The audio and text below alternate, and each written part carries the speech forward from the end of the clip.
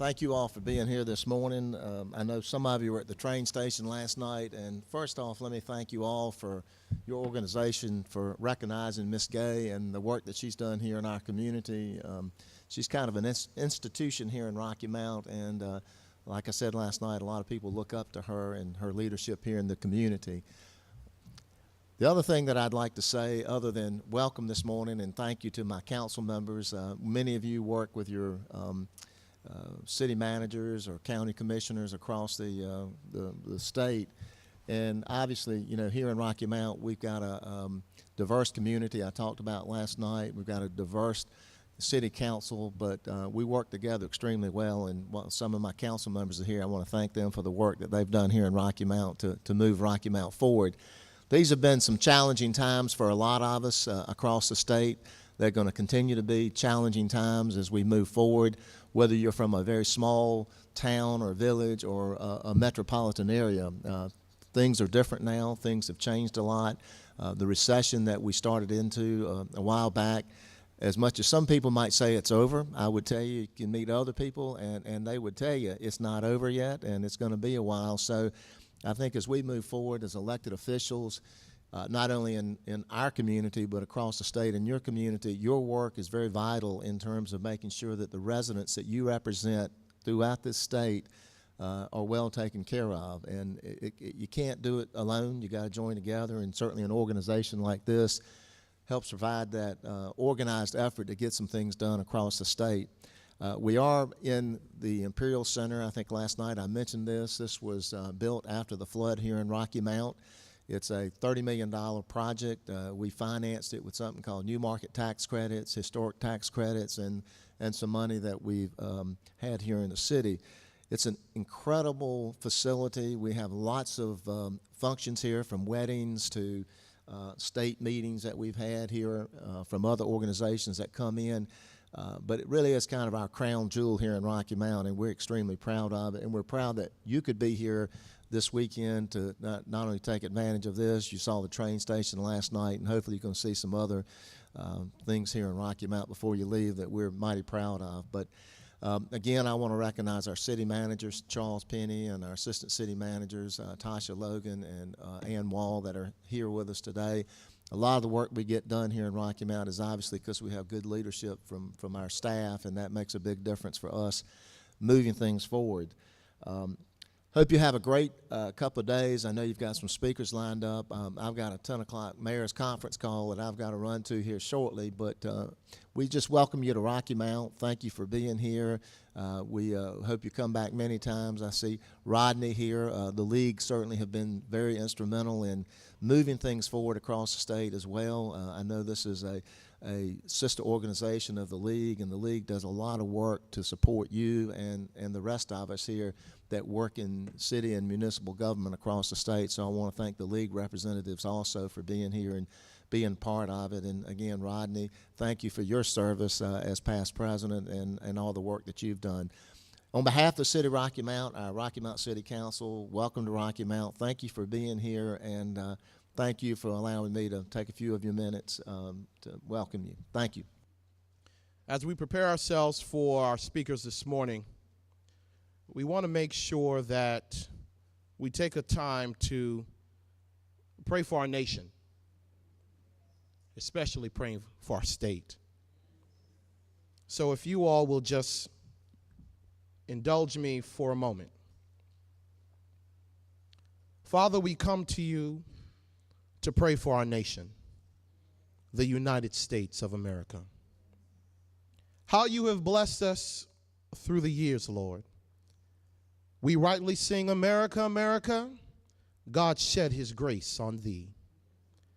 Yet we see trouble in our culture today. We see the breakdown of the family, crippling addiction, and random acts of horrific violence. Scripture tells us righteousness exalts a nation, but sin is a reproach to any people. Lord, in your mercy, we ask that you would exalt our country again. We have had a number of great awakenings in America. We have experienced times of refreshing and revivals that changed not only the spiritual but also the moral landscape. As the psalmist said, will you not revive us again so that your people may rejoice in you? That is our prayer for America today. That is our prayer for the state of North Carolina. Send a mighty spiritual awakening that will turn the hearts of men and women, boys and girls, back to you. You have told us if we will humble ourselves and pray and seek your face and turn from our wicked ways, that you will forgive our sins and heal our land. Forgive us today, Lord, and heal this troubled land that we love so much. We ask all these in your precious name. Amen. I was just asked to take a few moments to talk to you about a few things that are going on in our community that we're very proud of.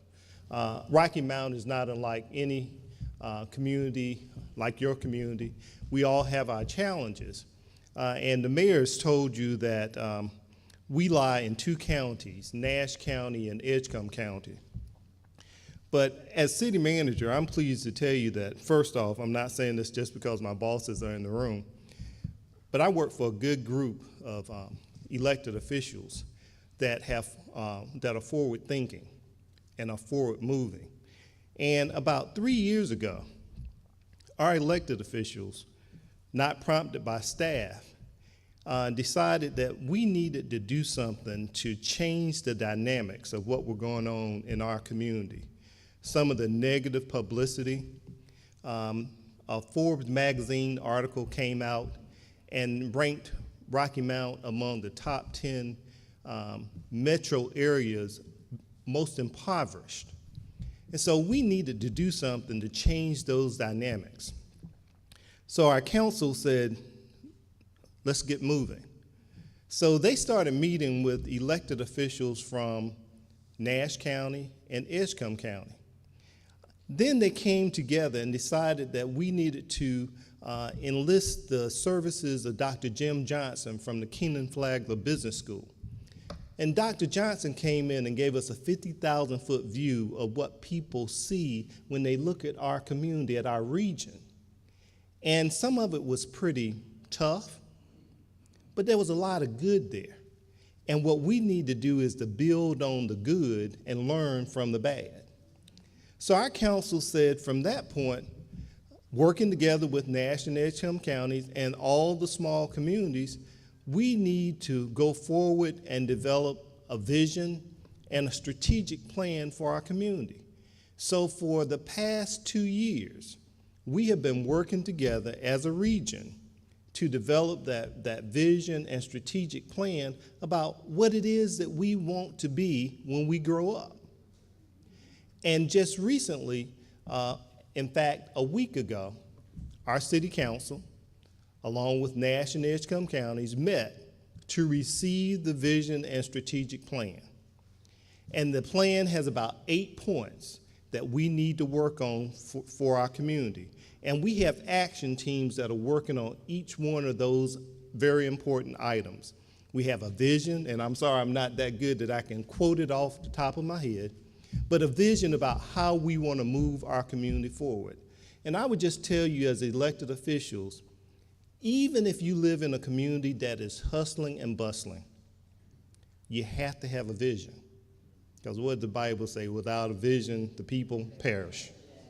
So you have to have a vision, and then you have to have a roadmap, a strategic plan on how you're going to achieve that vision. So even if things are going well, you cannot allow yourselves to sit around and think that trouble's not going to find you. I am taught that you're either going in a storm, coming out of a storm, or getting ready to go back into another one, okay? So with the strategic plan and the vision, you can navigate those a little bit better.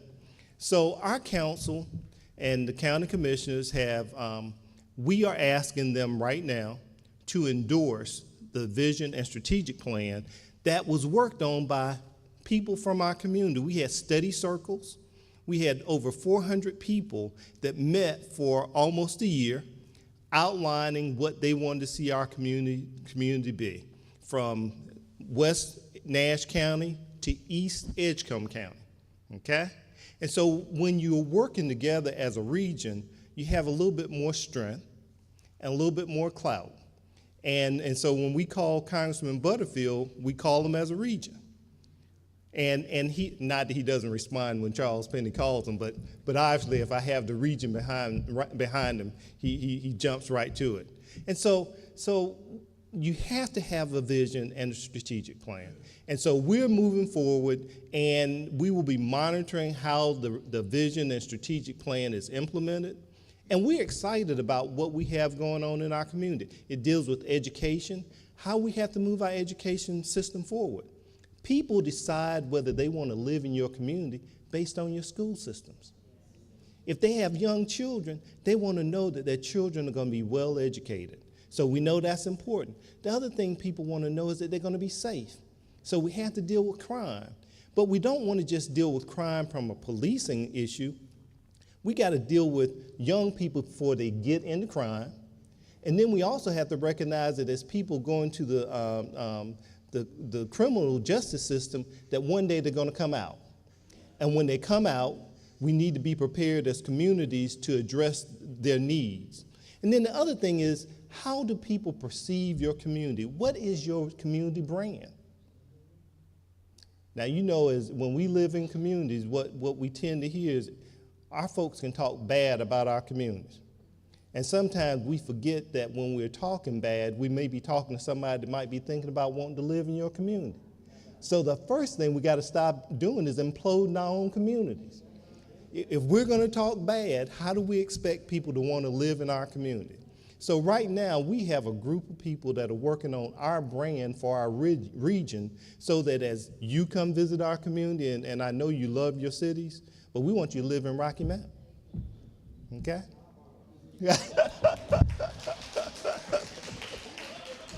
I'm city manager, I'm being selfish. I want you to live in Rocky Mount. But those are the things that we're working on, and we're moving forward. We're excited about what we're seeing happening. We're excited about things like the Imperial Center. And you're going to learn some things today, and I'll move a little bit off the vision and strategic plan. You're going to learn about some things, some tools that you can put in your toolbox. The mayor talked about this building. It was a $31 million project, but we used Newmark and historic tax credits. That brought $13 million into the project. You see the Douglas block, historic Douglas block. Phase one was an $8 million project. It took $450,000 from the city of Rocky Mount for that $8 million project to make it move forward.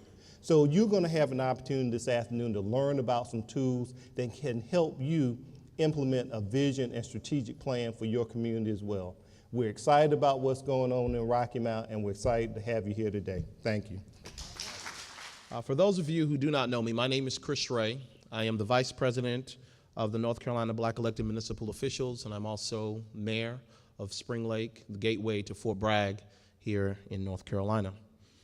This morning I have the honor and the privilege to introduce to you, for those of you who all should know, our warrior. When you're an Attorney General, you are a warrior for the people that you represent. And we have within our Attorney General a warrior, but also one that has a heart for the people. Roy Cooper serves as North Carolina's Attorney General to fight crime and protect consumers. He was first elected in 2000 and was reelected to a fourth term in 2012. Some of the things that he has done in his term, there are so many, but some key things that I believe are significant for us to be aware of. He fought to increase the DNA testing of crime scene evidence to identify the guilty and clear the innocent, and inclusion of all felons and certain arrestees in the state's database of convicted offenders, resulting in a record number of hits to help solve crimes.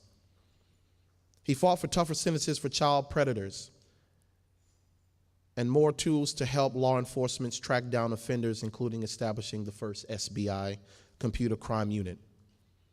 He fought for mandates to require sex offenders to report where they live, plus email notifications and a free app to alert you of offenders who are in your community. He fought for a winning landmark national settlement to reform mortgages and prevent foreclosure abusers, included more than $300 million to help for North Carolina homeowners. He fought for providing a safe harbor for victims of domestic violence and stalking through the Address Confidentiality Program. Before becoming Attorney General, Roy Cooper was the managing partner of his law firm where he learned how to run a small business. He was elected to both the North Carolina House and Senate and served as Senate Majority Leader and Chairman of the Judiciary and Ethics Committee, among others. Roy Cooper has served for many years as a Sunday school teacher, and he's an elder and a deacon in his church, so he knows real politics. He tutors children at a local middle school and has led fundraisers for the March of Dimes, Bereum Springs Home for Children, and the United Way. He and his wife, Kristen, who is also an attorney, have 3 children, Hillary, Natalie, and Claire. Ladies and gentlemen, I give to you our warrior, Attorney General Roy Cooper.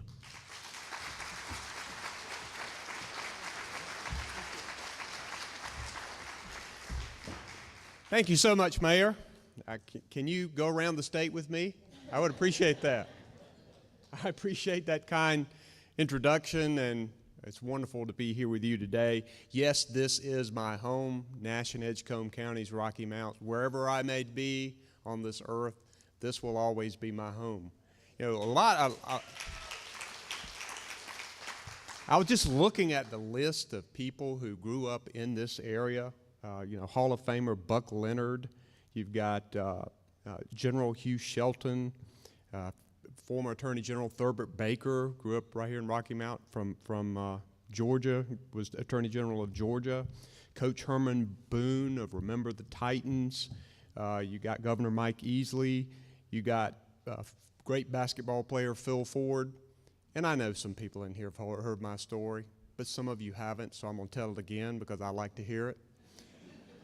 I played for Northern Nash High School, the rival high school to Rocky Mount. I will have you know that my daughter graduated from Rocky Mount Senior High, so I got sort of redeemed myself. You know, we were the country guys. You know, we came to town to play. And one night in the Rocky Mount High School gym, Roy Cooper, blocked Phil Ford's shot. Very excited about that. Phil got 52 points that night, and they killed us, but he did not get 54. I am also very grateful here. My Chief of Staff, let me introduce my Chief of Staff to you, Christy Jones-Hyman. Christy, will you stand up, please?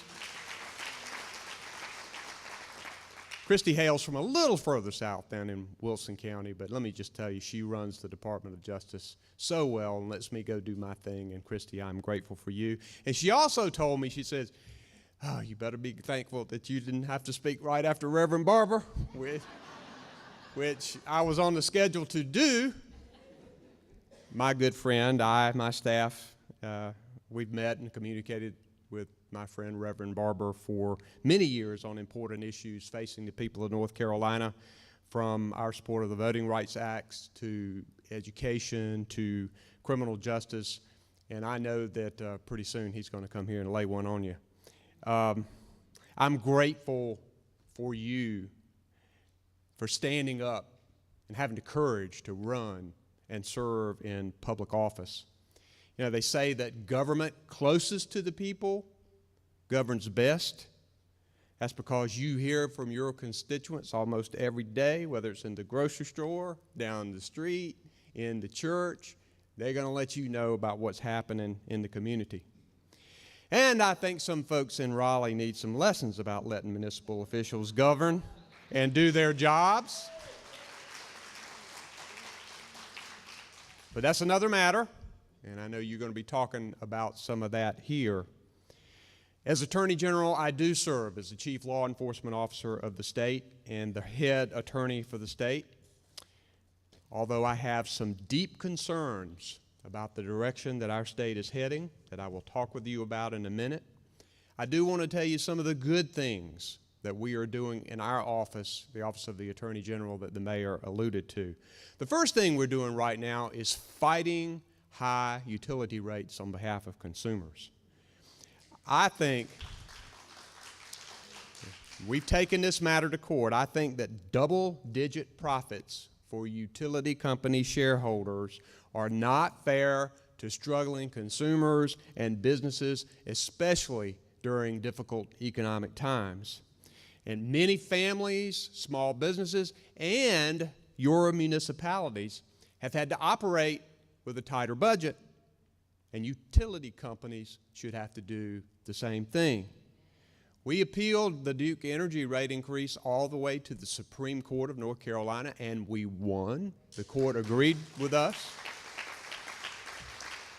But now they've sent the case back down to the Utilities Commission to make some decisions based on that ruling. Many of you have appeared at these public hearings talking about what high utility rates do to consumers. Please keep doing it because we need your help and we will continue to fight. We're working hard to help homeowners. The mayor mentioned the proud North Carolina settlement where we had the largest settlement in the history of consumer settlements. We are the second largest banking state in the country, and I'm proud of that. But over the last few years, many banks and financial institutions did people wrong with overpriced loans and with illegal foreclosures. I fought against predatory lending and for homeowners and helped to fund settlement that has given millions of dollars of relief to North Carolina consumers and funded housing counselors and legal aid to help people. We're also working to make sure that the banks abide by the terms of this settlement agreement so that they do people right, handle foreclosures legally and properly. We have also run payday lenders out of North Carolina. And with your help, they hadn't quite gone home yet, but with your help, we have been able to beat back the proposal to renew payday loans in North Carolina. Now, when you got a payday loan and you're charging somebody 400 to 500% average percentage rate and having to pay the loan back in 2 weeks, that's like needing a life preserver and being thrown an anvil. That's wrong. And so we got to work to keep payday loans out of North Carolina and continue pushing this. Even though I opposed it, the legislature did pass, and the governor did sign a bill that allowed some increased rates and fees on small consumer loans. I will continue to oppose loan cost increases, particularly since now interest rates are as low as they have ever been. That's just simply taking money out of the consumer's pocket and stuffing it into the lender's pockets. And that's not right, and North Carolina should continue to work hard to have good, fair lending laws. Now, we're also getting your help on this. We are continuing to fight scam artists, along with people and companies who would rip off consumers. You've seen these ads. We will help you negotiate your debts. We will provide debt counseling. We will provide foreclosure help. Most of these companies are ripping you off because they're taking money up front and doing little for you. That's why we pushed through a law back a few years ago when we had a friendlier General Assembly. We pushed through a law that made it illegal for debt counselors or foreclosure counselors to take money up front from consumers because the abuses were so bad. So remember to tell folks, if somebody wants money up front for help with counseling debts, they are ripping you off. They are breaking the law. We've taken many, many of them to court, and we're going to continue to do that. We're still fighting senior fraud, particularly. You know, they target seniors for several reasons. One, many seniors are just a little more trusting because they come from an era where you could trust people a little bit more. Many seniors have worked hard and saved up a little bit of money, although many people are right on the line. And third, sometimes with age, dementia can creep in. I know my parents are dealing with that right now. I come home every Sunday and spend time right down the street in Nashville with my mom and dad, and I realize how difficult that can be. But unbelievably, these scam artists target people like that with home repair scams and paving scams and sweepstakes scams, and they do everything they can to try to rip people off. We have our financial crimes unit from the State Bureau of Investigation working with local law enforcement and federal authorities to go after these guys and put them in jail where they belong. If you want someone from my office to come to your group and do some education about some of these specific scams, I want to let you know that we are available and that we will help you do that. On the law enforcement side, we're continuing to use technology, to use training, and to fight crime, even though we are underfunded. Many of you represent smaller municipalities, and our State Bureau of Investigation agents want to help you, particularly with more complex crimes that hopefully won't happen in your communities, but if they do, we want to be ready to assist you. And we are using DNA technology to make sure that we put murderers and rapists in jail where they belong and exonerate innocent people. We're using computer forensics to catch child predators and pornographers. And in fact, we're using sophisticated computer programming. I was amazed at what we were able to do. We set up something called Operation Spyglass. And we used computer programming. I said, you go out there and you find me the top 15 or 20 child predators, pornographers in North Carolina, the people who are using this internet. Internet's been a wonderful thing for kids and learning. They can find out with the click of a mouse or a button answers to the question that used to take me hours sitting on the floor in the card catalog trying to find an answer to a question. They can find out immediately. But with the good side, the bad side has come, and these pornographers are exploiting and taking advantage of children and putting them online, and this child pornography has got to stop. Well, Operation Spyglass went out there and found them, and we caught them. And one of the great things about this job is, for example, I had an SBI agent tell me when they went in to do search warrants in a house where a 14-year-old girl was living and who was being exploited by the person there, the SBI agent was able to tell her, you don't have to sleep with one eye open tonight because he's coming with us. Those are the things that you can do when you use technology to try to keep people safe. We're using rapid deployment training to protect kids in school. We were able to stop a shooting in Orange County a few years ago of a young man who murdered his father, loaded assault weapons, went on the high school campus and started shooting. The well-trained officers respond, and nobody was hurt and nobody was killed. And when I called that brave officer to congratulate him on his courage, he said, it was the training. You guys helped us get ready. So that's what we've got to do, is make sure that people are ready. And I am continuing. The mayor mentioned that I tutor a middle school child every week. My whole department has adopted a middle school in Raleigh, and we have attorneys and we have SBI agents going over mentoring and tutoring. It's going to take all of us pulling together to make sure we send these kids in the right direction. They're making choices in middle school. They're making choices about drugs. They're making choices about gangs. They're making choices about where they want to go in their life. And oftentimes they need an adult presence who is helpful, who can give them some good advice. And so we need to continue to do that so that we avoid a bad economic life for these kids, that we avoid prison for these kids, and we make sure that we work to give them a good start. But let me comment just a minute before I leave about the direction of our state and my concerns about it. Now, North Carolina has been a place where people want to live and work. We've been a place like that because we have invested in our schools, our teachers, and in keeping our communities safe. But now, folks, we're going backwards. The legislature and the governor, I believe, have signed tax breaks that will take $2 billion of state revenue out of the stream over 5 years. Where is it going?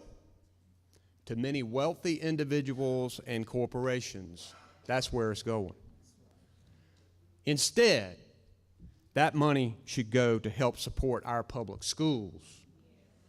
Instead, that money should support our community colleges and our universities. Instead, that money should be used for strengthening law enforcement, technology, training, and pay. Instead, that money should go to prevention efforts like early childhood education, mentoring, tutoring, and game prevention, which helps keep our communities safe.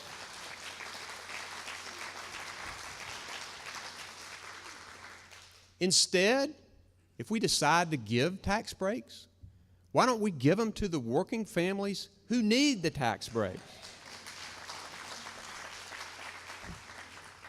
Instead, if we decide that we need corporate tax breaks, why don't we give a substantial tax credit to a business that hires someone who has been unemployed for a long time and looking for a job and can't find it?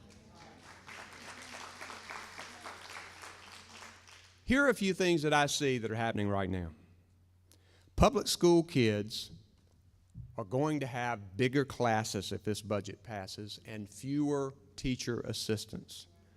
Our public school teacher pay, which used to be at the national average, has now fallen to 48th in the country. 48th. Community colleges and universities, these are our economic engines in job creation and attracting business to North Carolina, are getting budget cuts while students are having to pay higher tuition and fees, even at the community college. Law enforcement is not getting the pay raises and the positions that it needs to keep the public safe. Hundreds of thousands of people who would have qualified for Medicaid, all paid for by the federal government, have been told, no. Good luck. We'll let that money go to other states. And you, as municipal officials, are having your authority weakened. They're taking away your local control over some city airports, water systems, keeping slumlords honest, the environment, and the list goes on. What did we say earlier about government closest to the people governing the best? And now, at the last minute, we have changes affecting the way that people register and vote. Over the years, North Carolina has worked hard to make it easier for people to participate in our democracy. We've worked to make it easier to register and to vote, and as a result, more people have participated, which you would think that's what you want. But now, this legislature is making it harder for people to vote. The list of changes is long and ugly. It is bad public policy, and it is wrong. And along with many other pieces of legislation, it'll spur lawsuits that the state has to defend and turmoil over what is constitutional and what is not. Why do we need to do that? Today I'll be sending a letter to Governor McCrory asking him to veto this legislation.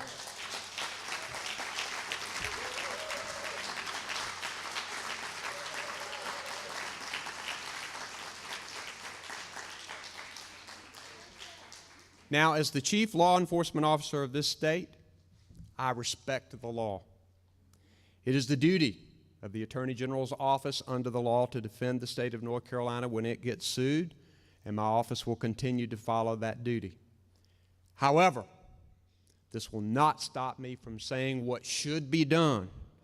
This will not stop me from saying that this is a policy that should be changed.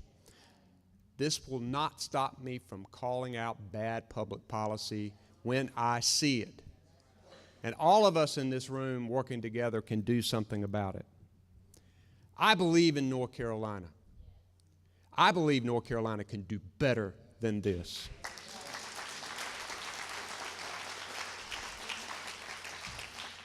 North Carolina is better than this, and I'll continue to work with you to make sure we enact real change and to move North Carolina forward in a progressive direction. Thank you very much.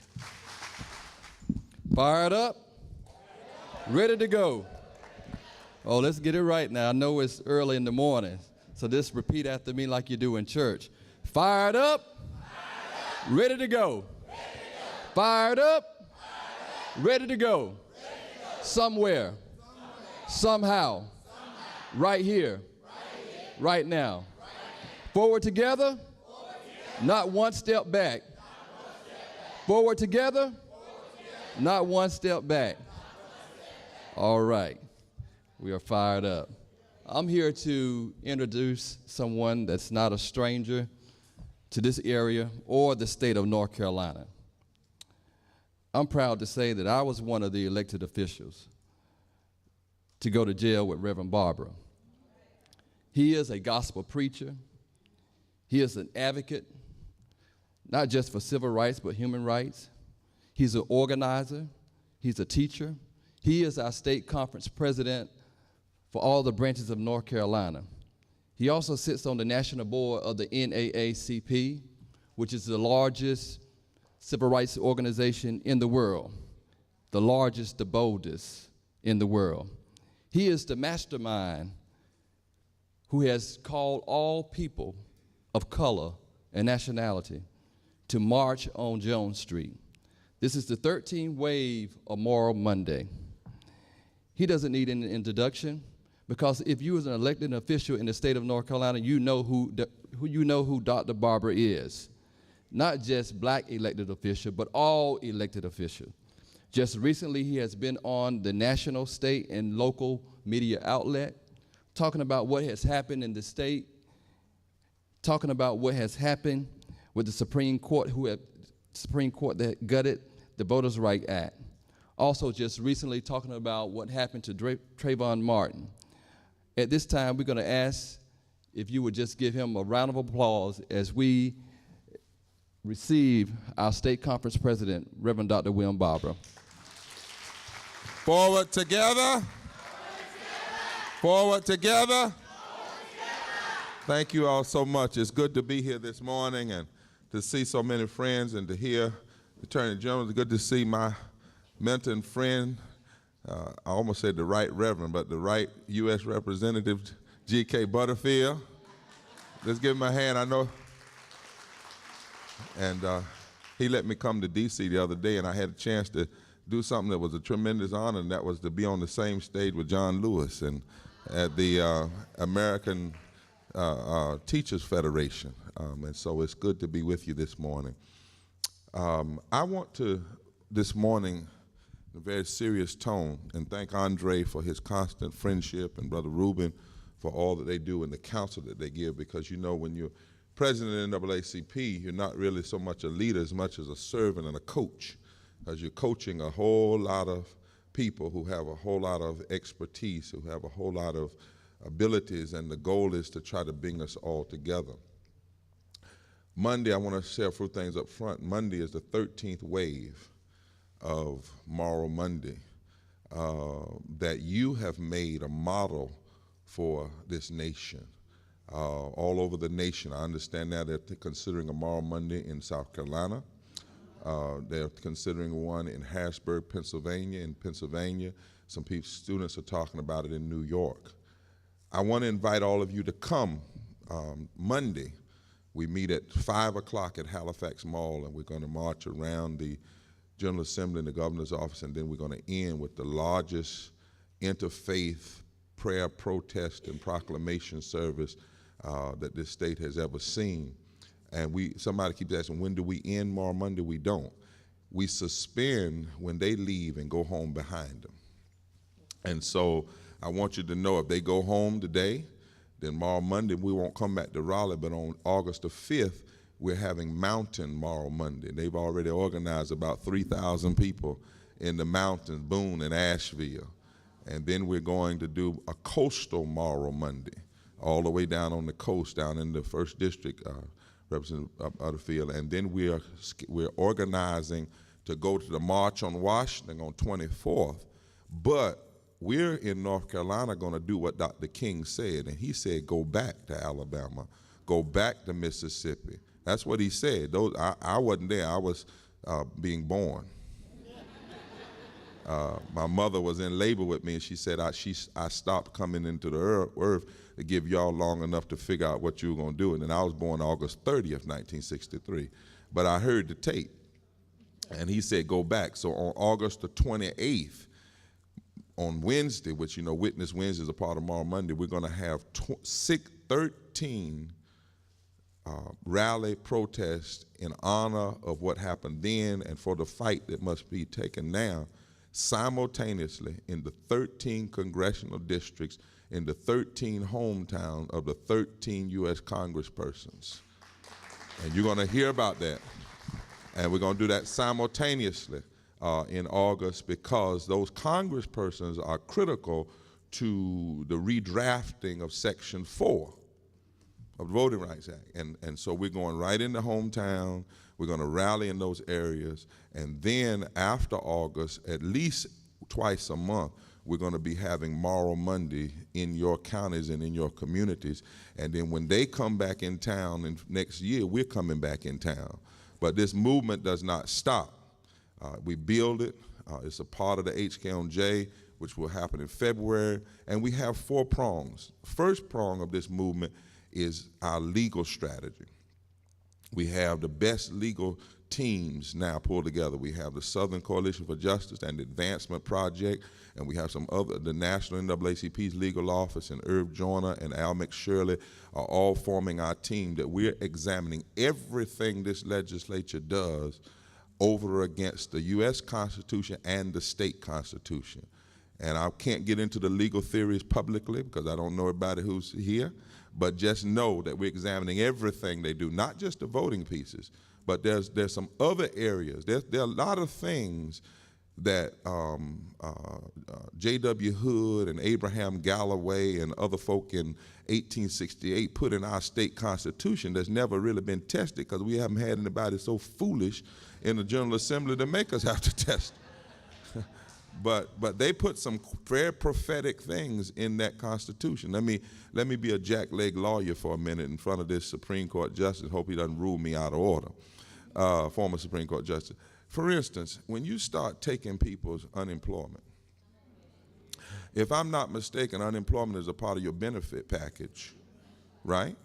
Part of your benefit package. You pay a little bit, the employer pays a little bit, the federal government pays a little bit. It grew out of the Social Security Act in 1935, which we didn't get to be a part of until 1954 because of the deal that Franklin Delano Roosevelt had to cut with white Southern senators. But be that as it may, it's there. Now, our Constitution, 145 years ago, says in the preamble that every citizen of this state has a right to life, liberty, and then it adds a clause. No, it doesn't go straight to pursuit of happiness. That's the thing. And we need to dust off our Constitution, all of us, preachers, elected officials. Go get that Constitution, that Reconstruction Constitution, and really read what's in it. They said you have a right to life, liberty, the fruit of your own labor, and the pursuit of happiness. So if your benefits are a part of the fruit of your labor, because the fruit of your labor can't just be work, because that's called slavery. If all you get as a benefit for working is that you worked, that's slavery. So the benefit of your work has to be all. So now if I take a benefit, then, you know, some lawyer ought to figure out how that is a violation of the preamble of the Constitution. Did you know that in our state constitution it says that the General Assembly cannot make a law that's contradictory to federal law? They said that 145 years ago. 145 years ago. Yeah. So there are a number of pieces in there that we've got to test. Our Constitution had an equal protection clause put in it before the 14th Amendment was ratified nationally. And so part of our first strategy is the legal. Second is we have a voter registration, voter education strategy.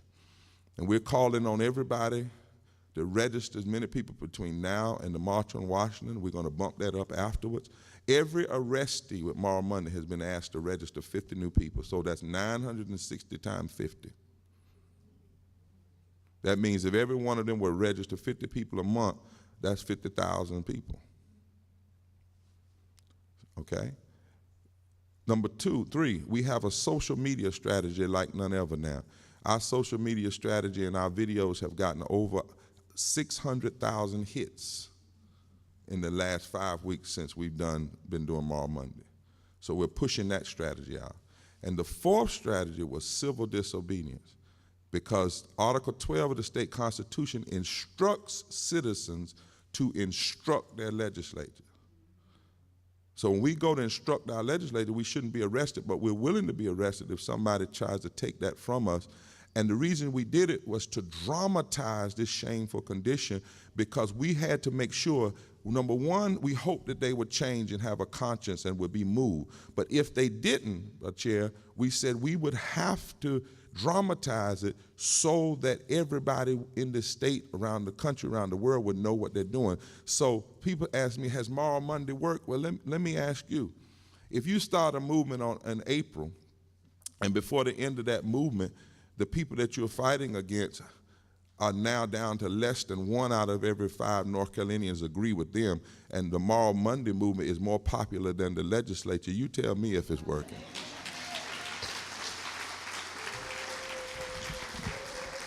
So, you tell me if it's working when the governor who comes out and calls you outsiders is actually proved that when he picked up the language of George Wallace on June the 11th, 1963, to describe a movement in the 21st century, that his historical plagiarism is not only untrue but was unwise, because now he's dropped 20-some points in the poll.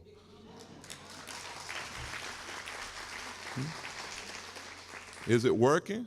You tell me that when now an article was in the News and Observer yesterday that says we ought to call Moral Monday Majority Monday, because on all of the issues that they are passing, they are actually in the minority among North Carolinians. You tell me, is it working when you have the NAACP in the South leading a movement where 50% of the people coming every Monday are white and Latino? Huh? You tell me, is it working as whenever you have the General Baptist Convention and the United Methodist Church and the Episcopalians and the Catholics and the Presbyterians all get together? Huh? You see? So the movement is working, and it's showing people, and it's building what's called fusion politics.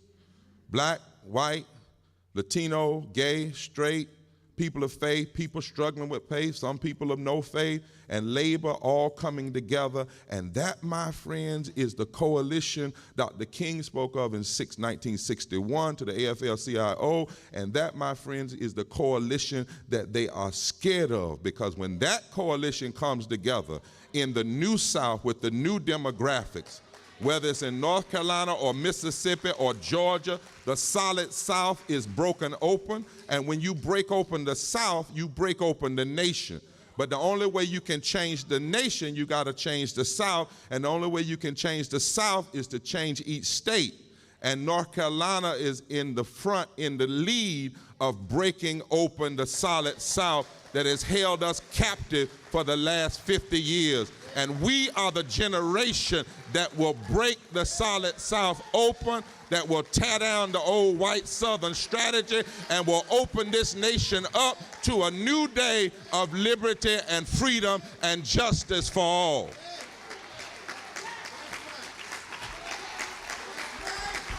We're the ones.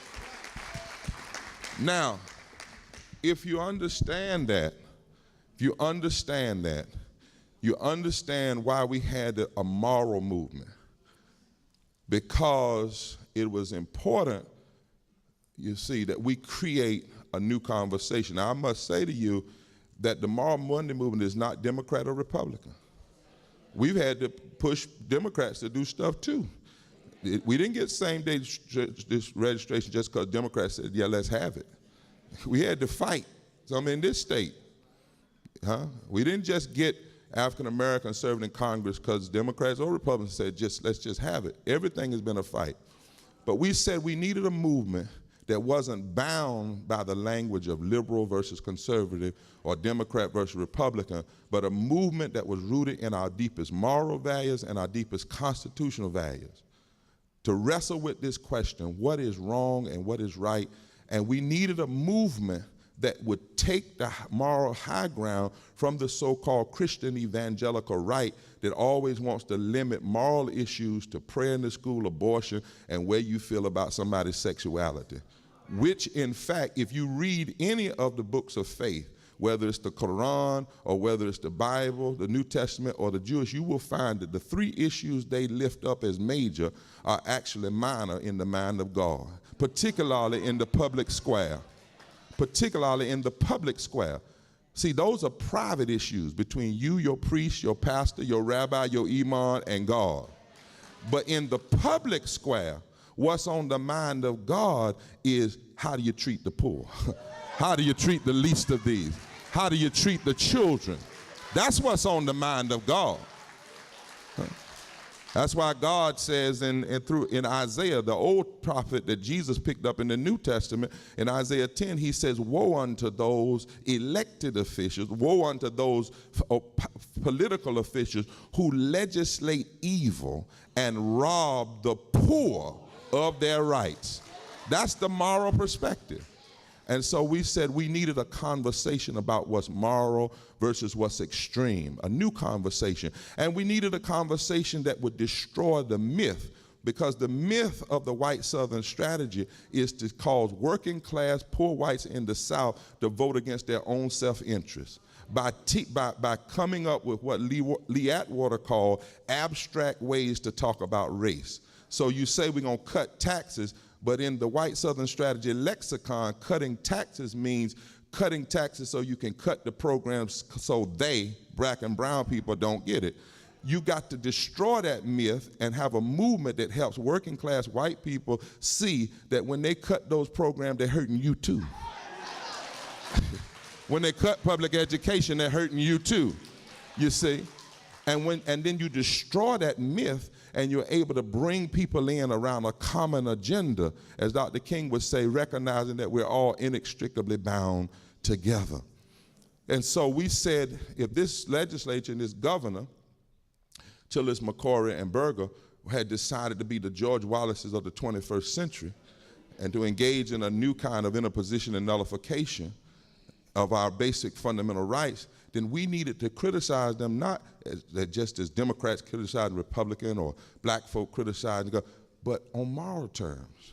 Because we believe it's immoral, extreme, and bad public policy to cut 500,000 people from Medicaid in a state that has 1.6 million poor people and 600,000 children. That's bad policy, that's immoral, and it's extreme. We believe it's immoral and it's extreme to cut 170,000 people's unemployment because you didn't charge businesses what you should have, Democrats or Republicans, years ago. Now you're going to make people pay a debt they didn't even create.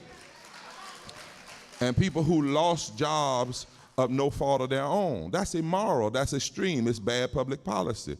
To cut 30,000 poor children out of preschool, to take 900,000 people, working poor people's earned income tax credit so you can give 23 of the wealthiest families a tax break. Anytime a Republican legislature makes Ronald Reagan look like a liberal, that's immoral. Because Ronald Reagan supported earned income tax credit. Huh? And President Eisenhower said that public education was a matter of national defense.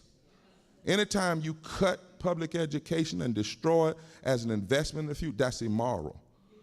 That's extreme. That's bad public policy. Anytime you rewrite the tax codes, like they're doing now, to bring the voodoo economics of trickle down, that's even been discounted by conservatives.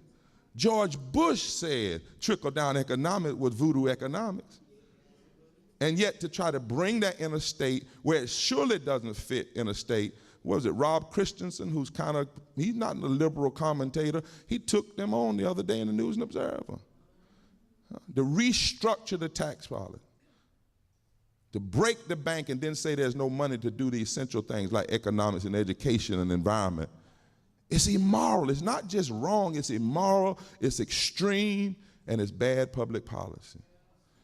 And I could go on and on. You know the things they're doing, because the first goal of governing should be do no harm. That's the first goal of government. Do no harm. And so what we're saying by raising this is that what they have done is not only immoral, extreme, and bad public policy, is constitutionally inconsistent because it does not fit the most noble principles of our Constitution, which the first principle is establishing justice, common good, good of the whole. Those are constitutional values that are not black, not white, not Democrat or Republican. They're much deeper. The second thing, so what they're doing is constitutionally inconsistent. It's morally indefensible.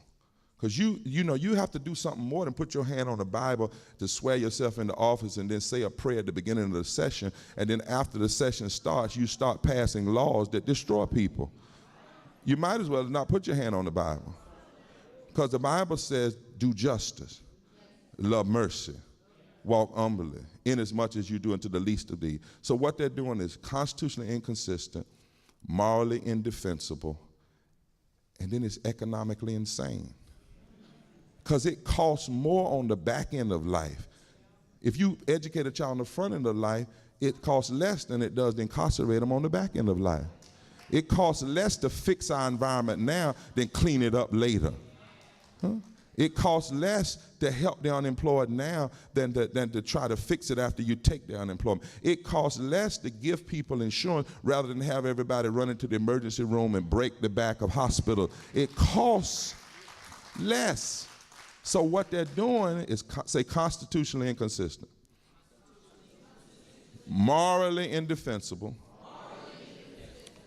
and economically insane. Now, let me get to this point and I'm through. So after they've done all of these immoral and extreme things, then all of a sudden they decide the people might just wake up. So let's insulate ourselves now from judgment at the ballot box. You know, we're on all the polls are saying we're going down. Everything we're doing is in the minority of what the will of the people want, no matter how many times they tell that lie. So now let's insulate ourselves.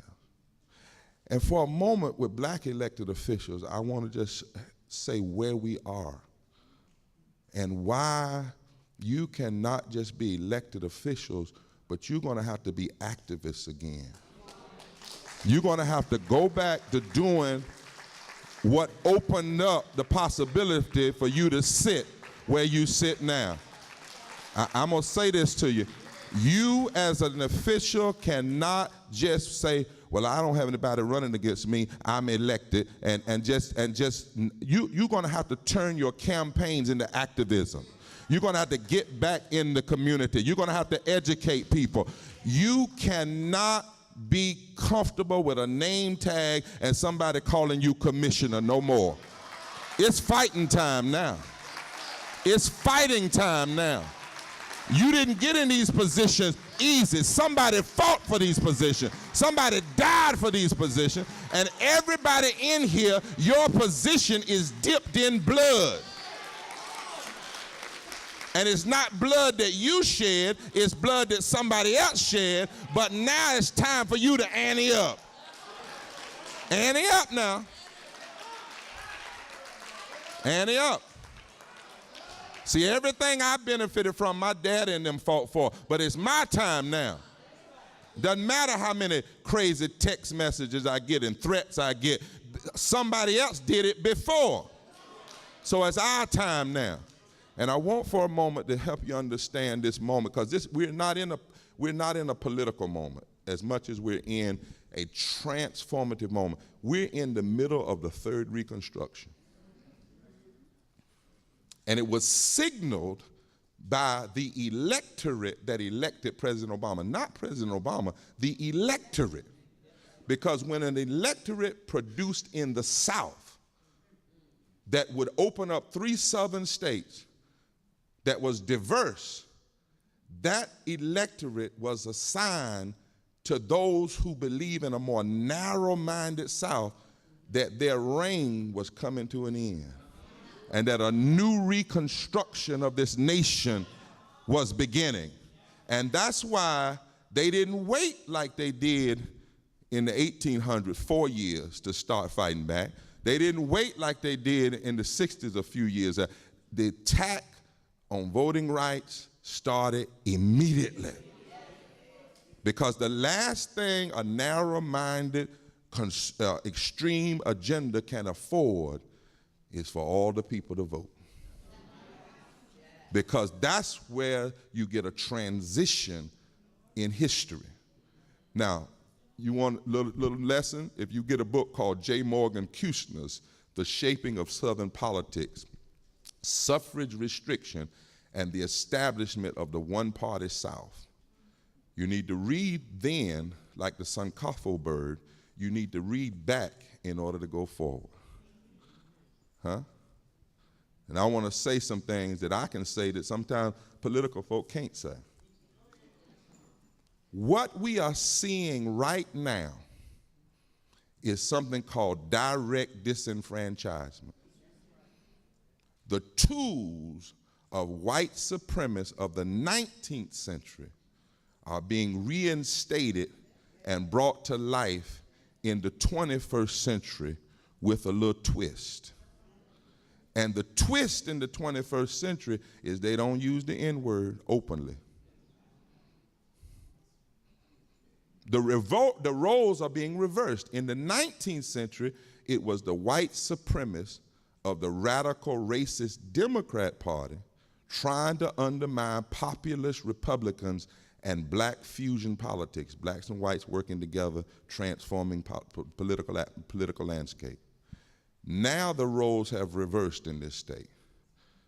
The Republicans in this state are not the Republicans in office 140 years ago.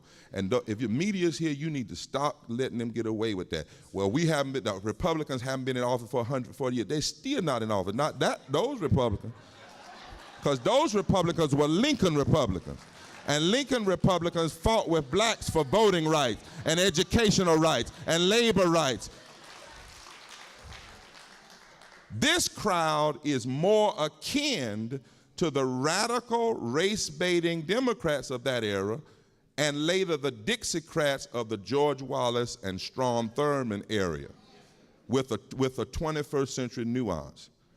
And the nuance is they are smoother and more shrewd. They have learned, like Lee Atwater said in 1976, how to master talking race in the abstract. They don't use the N-word. They name their efforts voter protection and voter integrity. But anybody who knows history knows what's going on. The 15th Amendment of the United States Constitution was ratified in 1870. It prevented any state from denying the right to vote to any male citizen on account of his race. But then, my friends, and this is the moment we're in again, you had the controversial election of 1877. Hear me now, because you got to go back and teach some of this to get folk to understand. The compromise of 1877 was that Rutherford B. Hayes would be president. And in response to that, or in payment, you pull the troops out of the South. In other words, you pull federal protection out of the South. And if you read Kushner's book and others, you will see that immediately once the troops were pulled out, Georgia initiated the poll tax. White Southern legislators led by white supremacists committed to disenfranchisement, and they passed all kinds of statutes not to deny the right to vote outright. They said you can vote, but you got to come through all of these barriers, thereby suppressing the right to vote. And why did they do it? They did it to consolidate power. They worked to suppress the black vote. They sharply reduced it through changes in, listen, this is 1877, voter registration and election procedures. So from 1890 to 1908, starting with Mississippi, conservative Southern white supremacist radical Democratic legislators wrote new constitutions with provisions for voter registration that effectively completed the disenfranchisement, now listen, of blacks and poor whites. Because they did not want blacks and poor whites in the South to come together to see themselves together, because if they ever did and voted together, the South would not be in their control. So they came up with all of these voter suppression tactics. And for years, decades, they disenfranchised millions of black and white voters. And because of that, the South became one-party rule. And out of this one-party rule, they were able to elect people to Congress long enough to get seniority. This is what's going on, y'all. And then and by electing them long enough to get seniority, then they controlled the chairs. And when they controlled the chairs, they controlled the legislation that could come through the committee.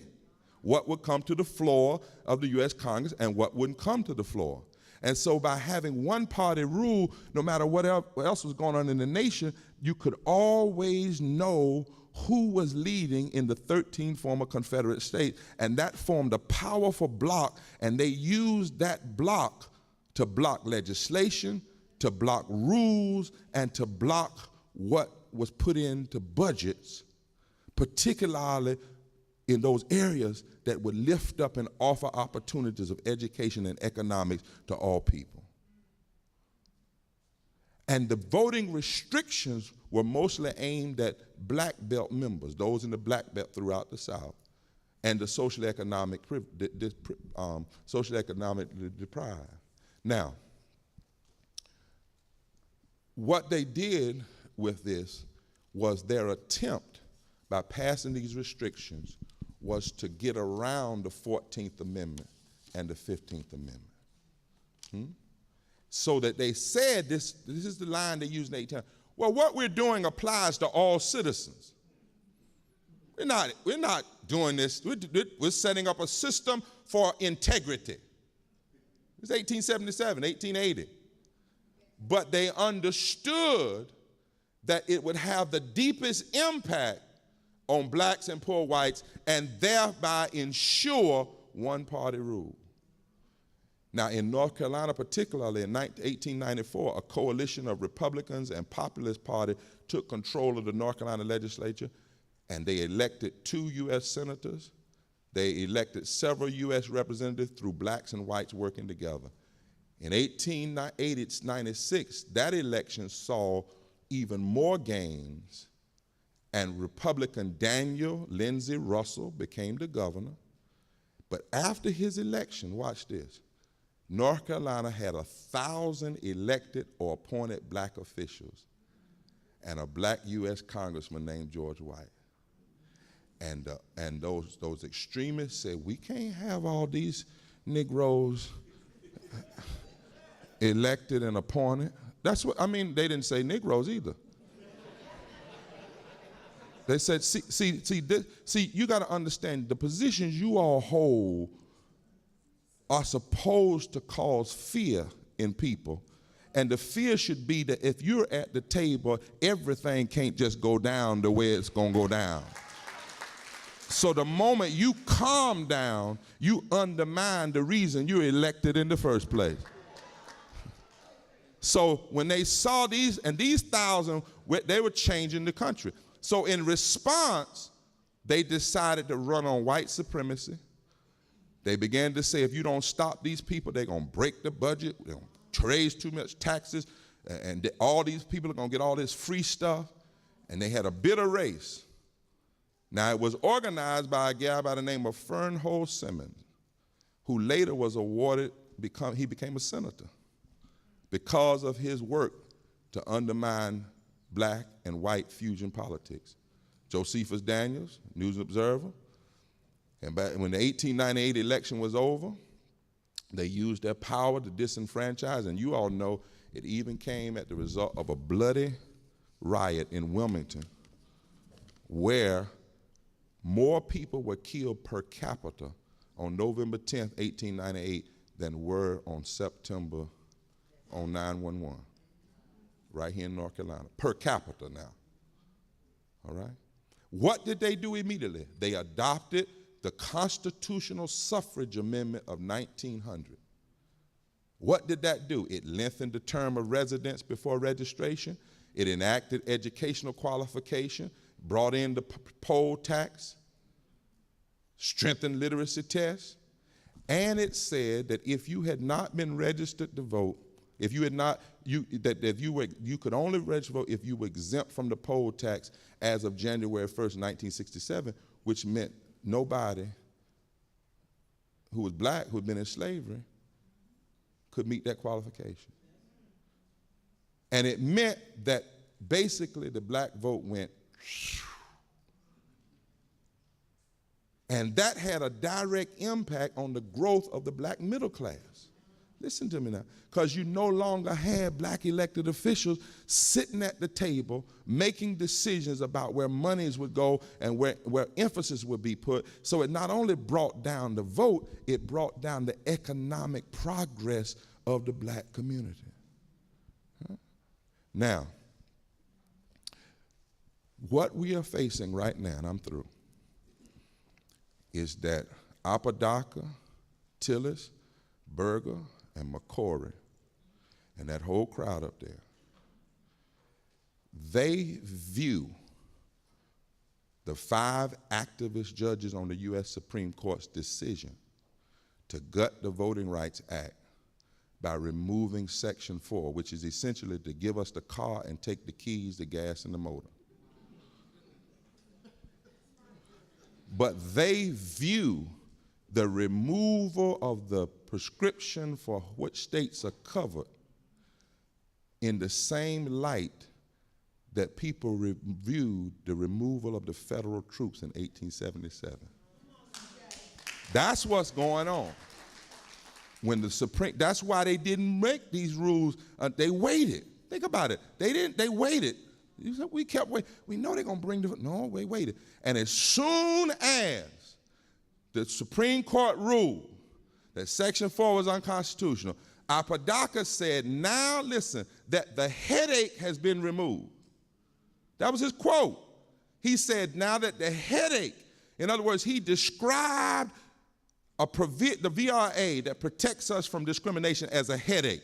He described the law that was put on the books after Medgar Evers was shot in the heart in front of his family as a headache. He describes the law that was put on the books after Swanner, Chain, and Goodman, a Jew, a white, and a black boy, were killed as a headache. He describes the law that Dr. King was shot through the head for as a headache.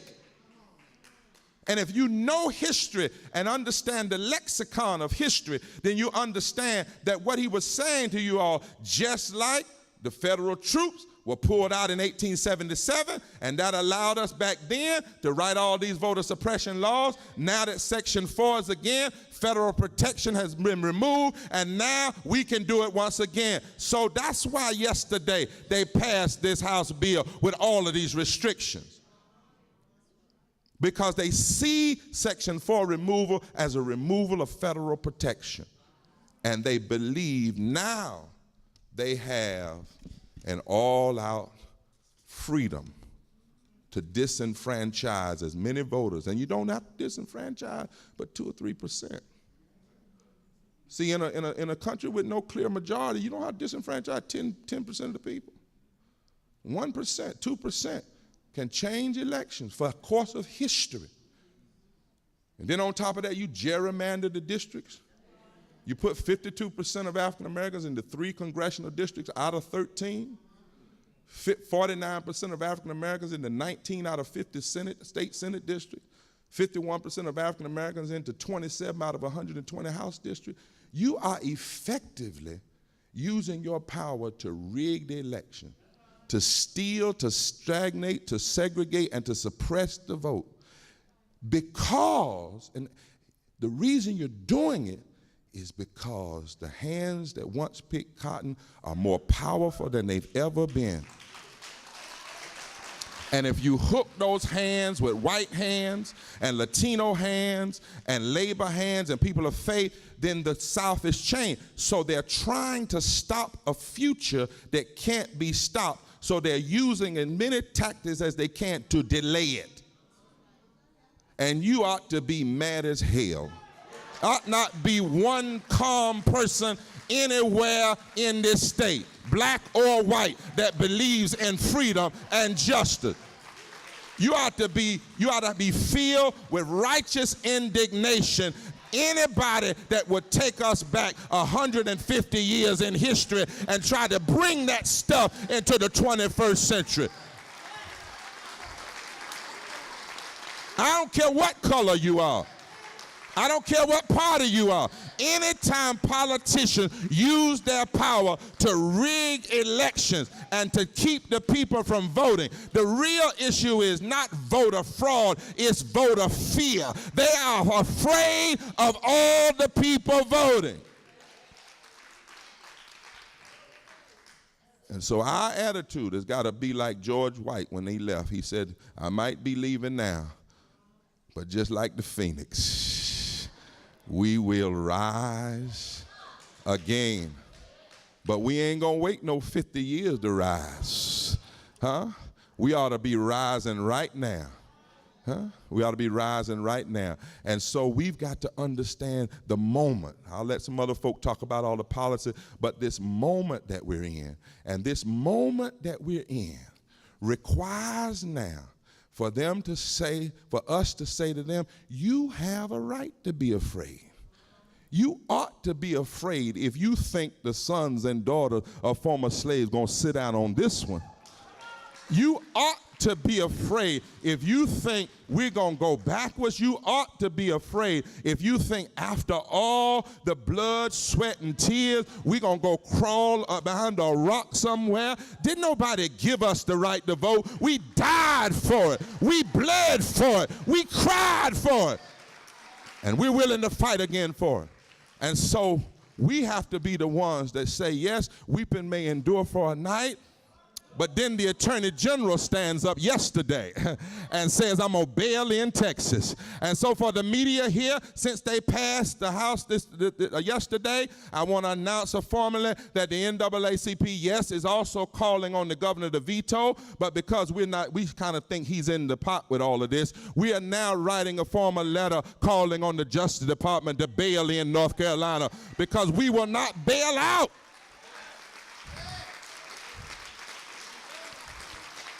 I stopped by here to announce that 2 days ago we filed a formal appeal in the redistricting case because we believe that they did not disagree with our facts, they disagree with our interpretation of the law, and we are not going to stand idly by and allow a perverted interpretation of the Voting Rights Act of 1965 to suggest that segregation of voters is legal in the 21st century. This is the time that we must turn loose every one of our lawyers and tell them, go fight. This is the time we need preachers to stop preaching about foolishness and start preaching about justice. Stop preaching about righteousness.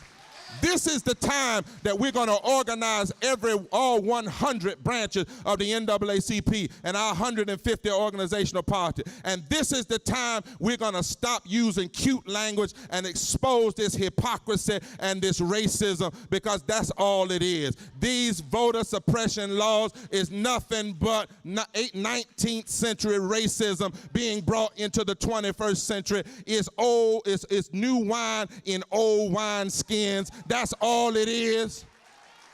And this is the time that we don't bow our heads down and act like we can't win. This is the time that we get our back straight and we get our heads up and we say, voting rights, the battle we must fight, and we will win. Say, the battle we must fight, and we will win. And this is the time that we understand the moment we're in. We're not just in an electoral moment. We're not just in a political moment. We're in a moment like our foreparents and fathers where we have to drop the plow one more time. where we've got to dig in one more time, that we've got to remove some obstacles one more time. But we've been here before, and if I was at my church preaching, I would say ain't no need for us to be crying. It's time for you to be fighting. Because if we made it through slavery, surely we can make it through this. With less than this, we beat lynching. With less than what we have now, we beat Jim Crow. With less than what we have now, we beat slavery. Harriet Tubman got 500 folk out of slave. She didn't have Twitter. She didn't have email. She didn't have Gmail. She didn't have a car. She didn't have an education. She didn't have an elected office. All she had was trust in God, a North Star in the sky, moss on the north side of a tree, and in case anybody messed with her or wanted to go back, she had a .38 pistol on her side. Oh, Lord, but that's what she had. Thurgood Marshall went into the Supreme Court, 9 white justices, one of them a former Ku Klux Klan member, and he won. They put Nelson Mandela in prison, but they now got to call him Mr. President. Y'all better hear what I'm saying. A 5'5" prophet had a dream and turned this nation upside down. They said that a big-eared, half-white, half-black mama from Kansas, daddy from Kenya couldn't be president. They called him everything but a child of God, but they still got to call him Mr. President. This ain't no time for us to be with our heads down. This is a time for us to fight, because if we fight, God will fight with us. Do I have a witness in here? The Lord is our light and our salvation. Do I have a witness in here? If God be for you, it doesn't matter if the whole world is against you. Do I have a witness in here? Weeping may endure for a night, but joy comes in the morning. Do I have a witness in here? Greater is he that is in us than he that is in the world. Do I have a witness? Let me tell you, most of you know me, and I've been involved in community life for the last 45 or 50 years. And I have never, ever, ever heard a presentation that you just had, anything better than what we heard this morning. So let's give Reverend Barber a hand. And if he's still backstage, if he would just come right back out for a second. And I just want you to acknowledge him and to let him know how much you appreciate his leadership in this state. God bless you, Reverend Barber. Thank you for all that you mean. Thank you for all that you're doing for our state. Let's give him another hand.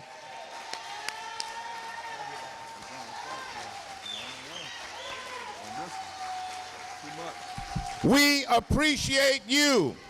We appreciate you. We appreciate you. Thank you, Reverend Barber. God bless you. See you on Monday. I'll see you tomorrow night for your 20th anniversary down in Goldsboro. Maybe it's a surprise. Maybe I shouldn't have said that. Let me say good morning to all of you, and thank you so very much for inviting me to come by and spend these few minutes with you. There's so much that I can say to you today. There's a lot that I probably should say to you, but I'm going to try to keep it as brief as I can. We got involved in Reverend Barber's sermon, and that kind of ran overtime, and I'm going to be sensitive of your time. I'm also going to be sensitive of the time for our United States Senator Kay Hagan.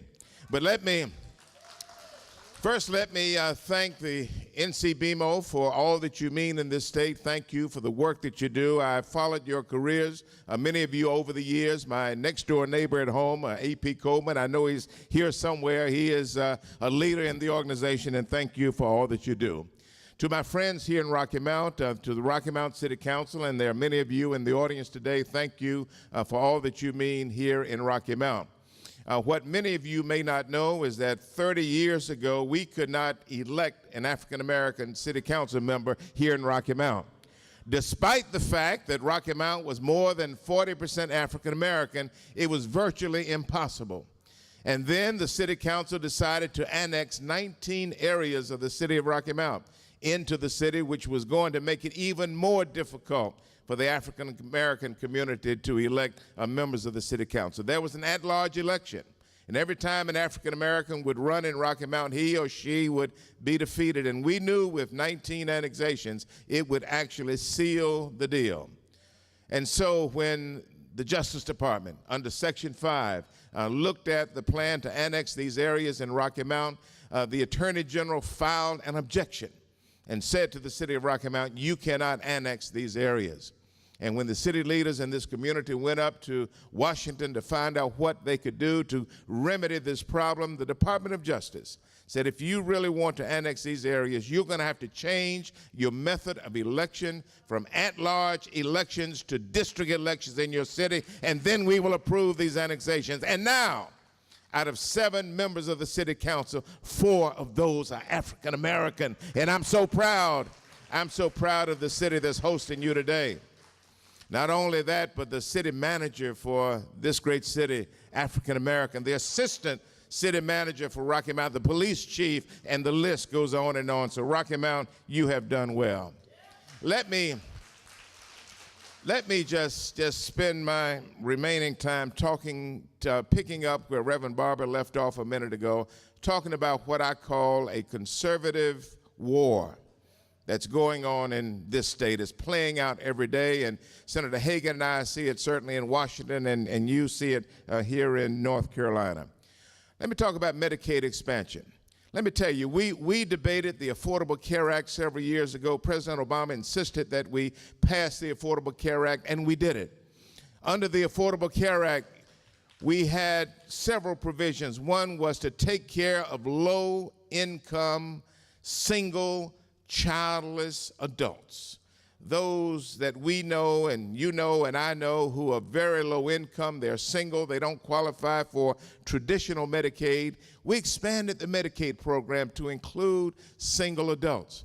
And so if you make between no money and 133% of poverty, you were going to qualify for the Medicaid program. We told the states that they had to do it. This law was tested in the U.S. Supreme Court. The Supreme Court said the law is fine, but what we are going to require is that you make it optional with the states and not mandatory.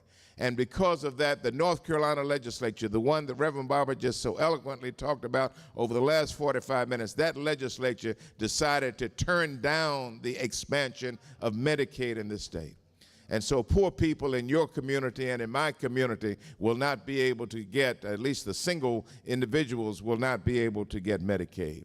And so there's a lot playing out here in Raleigh, but it's a very well-planned, orchestrated right-wing movement that we've got to get ready to deal with. Let me talk about what's happening in Washington, and then I will close it out. John Boehner, the Speaker of the House, has said that his goal in this Congress is to repeal, repeal, repeal. He said his tenure as Speaker of the House should be judged by how many laws we repeal.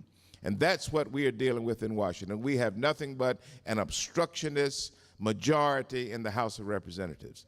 And you certainly know that in the House where I serve, the Republicans control the business. They control the flow of legislation in the House. Over in the Senate, it's a little bit different. Over in the Senate, there are 100 senators over there, and you would think that it would take 51 senators to get anything passed in the Senate. But there's an archaic rule in the Senate that says that before any legislation is brought to the floor for a final disposition, there has to be 60 votes in order to get it done. You would think 51, but there's an old rule that says you've got to have 60 votes. And right now, we can only count on about 53 or 55, I lose count, but it's certainly less than 60 senators who are Democrats, and we have 2 who are independents. And when they get together, they don't have enough. They have enough votes to pass a bill. They just don't have enough votes to get the bill to the floor. And so that's what we're dealing with in the Senate, and I'm sure Senator Hagan will certainly talk about it. But now it's time to re-elect some of the senators that we depend on in the United States Senate.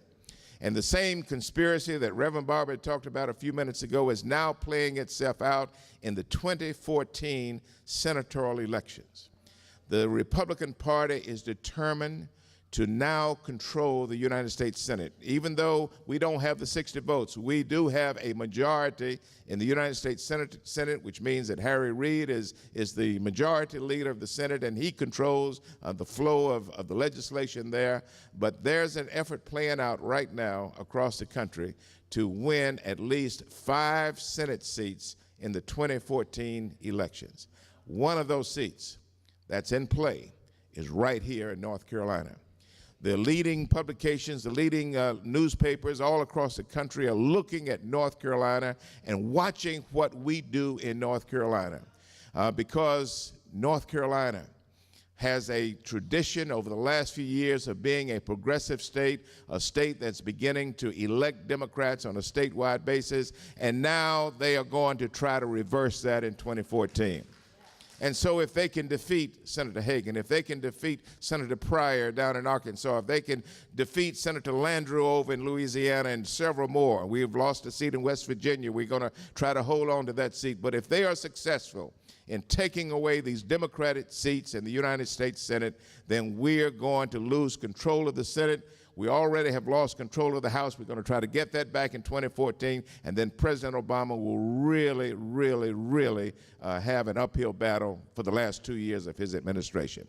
So I want you to roll up your sleeves and get ready to go to work in 2014, because we've got work to do. Let me close by telling you a little bit about one of my favorite pieces of legislation right now, and it's called the Farm Bill. Those of you who follow this stuff know that food stamps are tied to the Farm Bill. And it was done that way many years ago in order to get food stamp supporters in the urban cities to support farm programs and vice versa. This program has worked very well, and the Farm Bill comes up for reauthorization every 5 years. Well, it's now up for reauthorization because the Farm Bill runs out on September 30th. Food stamps run out on September 30th. Farm support programs run out on September 30th. And so we're trying to get it reauthorized. The Senate did its work. The Senate passed its version of the Farm Bill, but when it came to the House of Representatives, the Tea Party told John Boehner, we don't want it. We don't want it for various reasons, but most of all because we don't like food stamps. We intend to eliminate the food stamp program in the next 10 or 20 years, and we want to start now and making a down payment and reducing food stamps. And so the Agriculture Committee took up the Farm Bill and decided to cut $16 billion out of the food stamp program. The bill came over to the House, to the floor.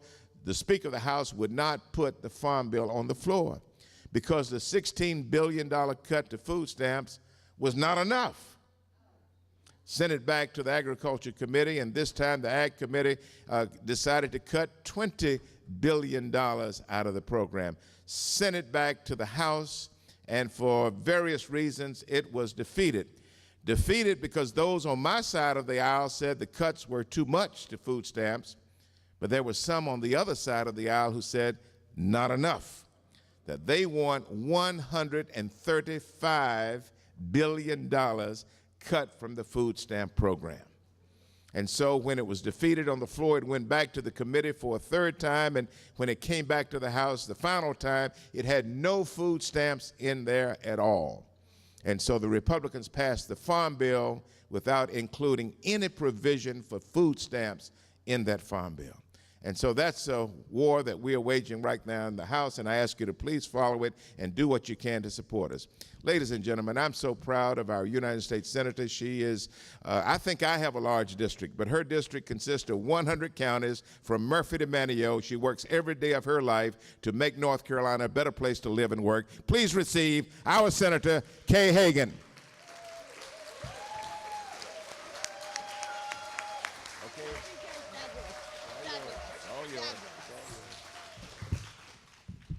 GK, thank you very, very much. Wow, is it an honor and a privilege to be here.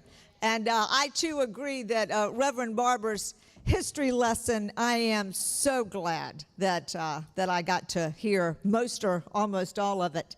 And I really want to thank the city of Rocky Mount for hosting us today, Mayors Howard Morgan for being here, Chris Ray, and all of our elected black officials that are here today. Thank you very, very much for being here and allowing me to have the privilege. I did get to see our Attorney General Roy Cooper as I was making my way in.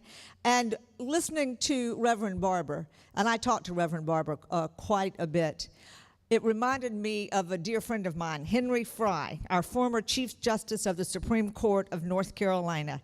I live in Greensboro. Henry and Shirley Fry are very, very dear friends of my husband's and mine. We actually went to Israel together on an interfaith mission from the city of Greensboro 15 years or so ago. And one of the stories that Henry told us on this trip was when he and Shirley were getting married, and this was probably in the 50s.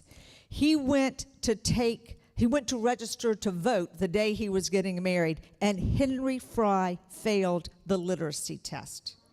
A man who was to become our Chief Justice of the Supreme Court of North Carolina. So I really think all of us ought to take with us the history lessons that Reverend Barber shared with us so eloquently today and understand that we do not want that kind of history to ever be repeated again.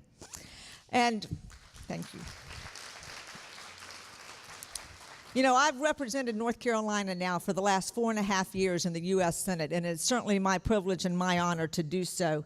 And during that time, I've had a great opportunity to travel to every one of your counties in this state. I've held a town hall in every one of our 100 counties, and I've met with so many of the people who you represent in your hometowns. I've listened, I've learned, I've taken their ideas and concerns with me back to Washington, and I tell you what, North Carolina is blessed to have so many dedicated and passionate officials serving in our communities, from overseeing our public schools, from the construction standpoint to promoting economic development. Each and every one of you here today, you are on the front lines of what's going on and making some of the most important and life-affecting decisions for the people in your communities.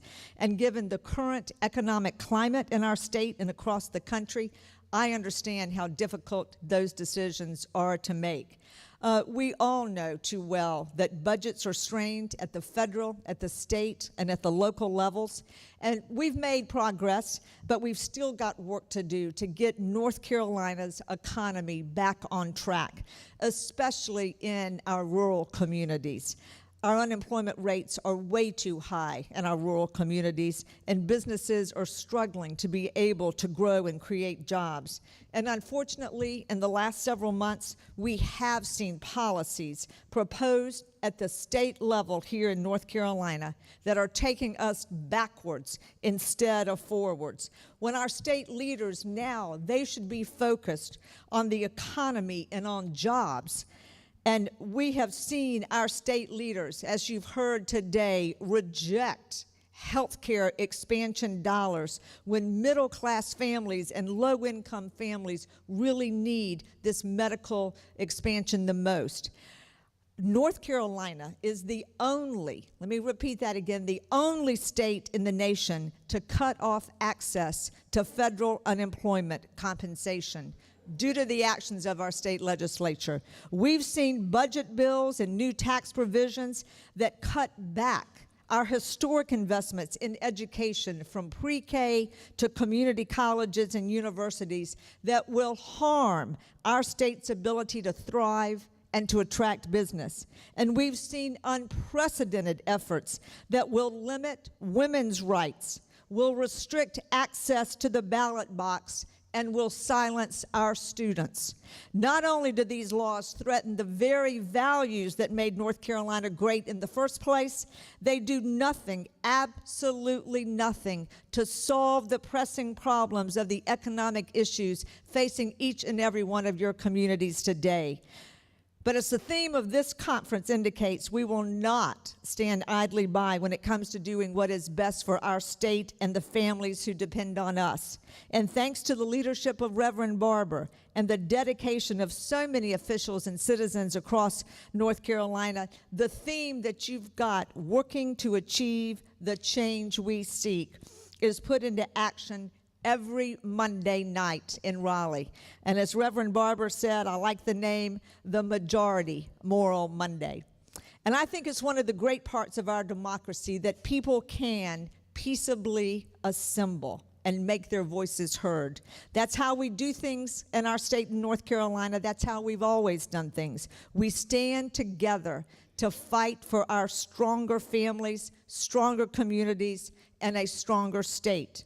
And I want you to know that I am fighting alongside with each and every one of you for North Carolina values in Washington, in the U.S. Senate. My number one priority is, and it always will be, to boost our economy and get our people back to work. That's the change that's going to affect policy and income and the economy in your communities. Let me discuss just a few ways that I'm working to turn things around in North Carolina. First, earlier this year, I introduced a very common sense jobs bill. It's called the America Works Act. I've heard too many employers in our state they've got job openings, but they're having a hard time filling those jobs with workers with the right skills to do those jobs. So this bill, the America Works Act, it addresses the skills gap and ensures that workers are being trained for those 21st century jobs that are available right now. It asks key industries from manufacturing to energy to biotech to determine the skill sets that they need for new employees. Then our community colleges and our job training centers can develop the curricula for the nationally recognized credentials based on those skills that those employers are requiring. Many North Carolina industries are already forging these types of partnerships with our excellent community colleges. For instance, at Guilford Technical Community College, where Timco and Honda Jet are helping to train students to go into the aircraft maintenance workforce. In May, I announced a partnership between the North Carolina Community College System and a company called Columbiana High Tech. This company manufactures containers so that nuclear fuel rods can be safely transported. And this company is hiring. The America Works Act will establish more of these kind of partnerships in North Carolina. It'll take the guessing game out of the hiring process for the employers, and it's going to connect the people across the state with those jobs that are available today. And these jobs are good paying jobs, and they will grow the middle class. Second, as you know, and Representative Butterfield just commented on it too, is the Farm Bill. The Senate passed a comprehensive farm bill, which is a critical piece of legislation for North Carolina.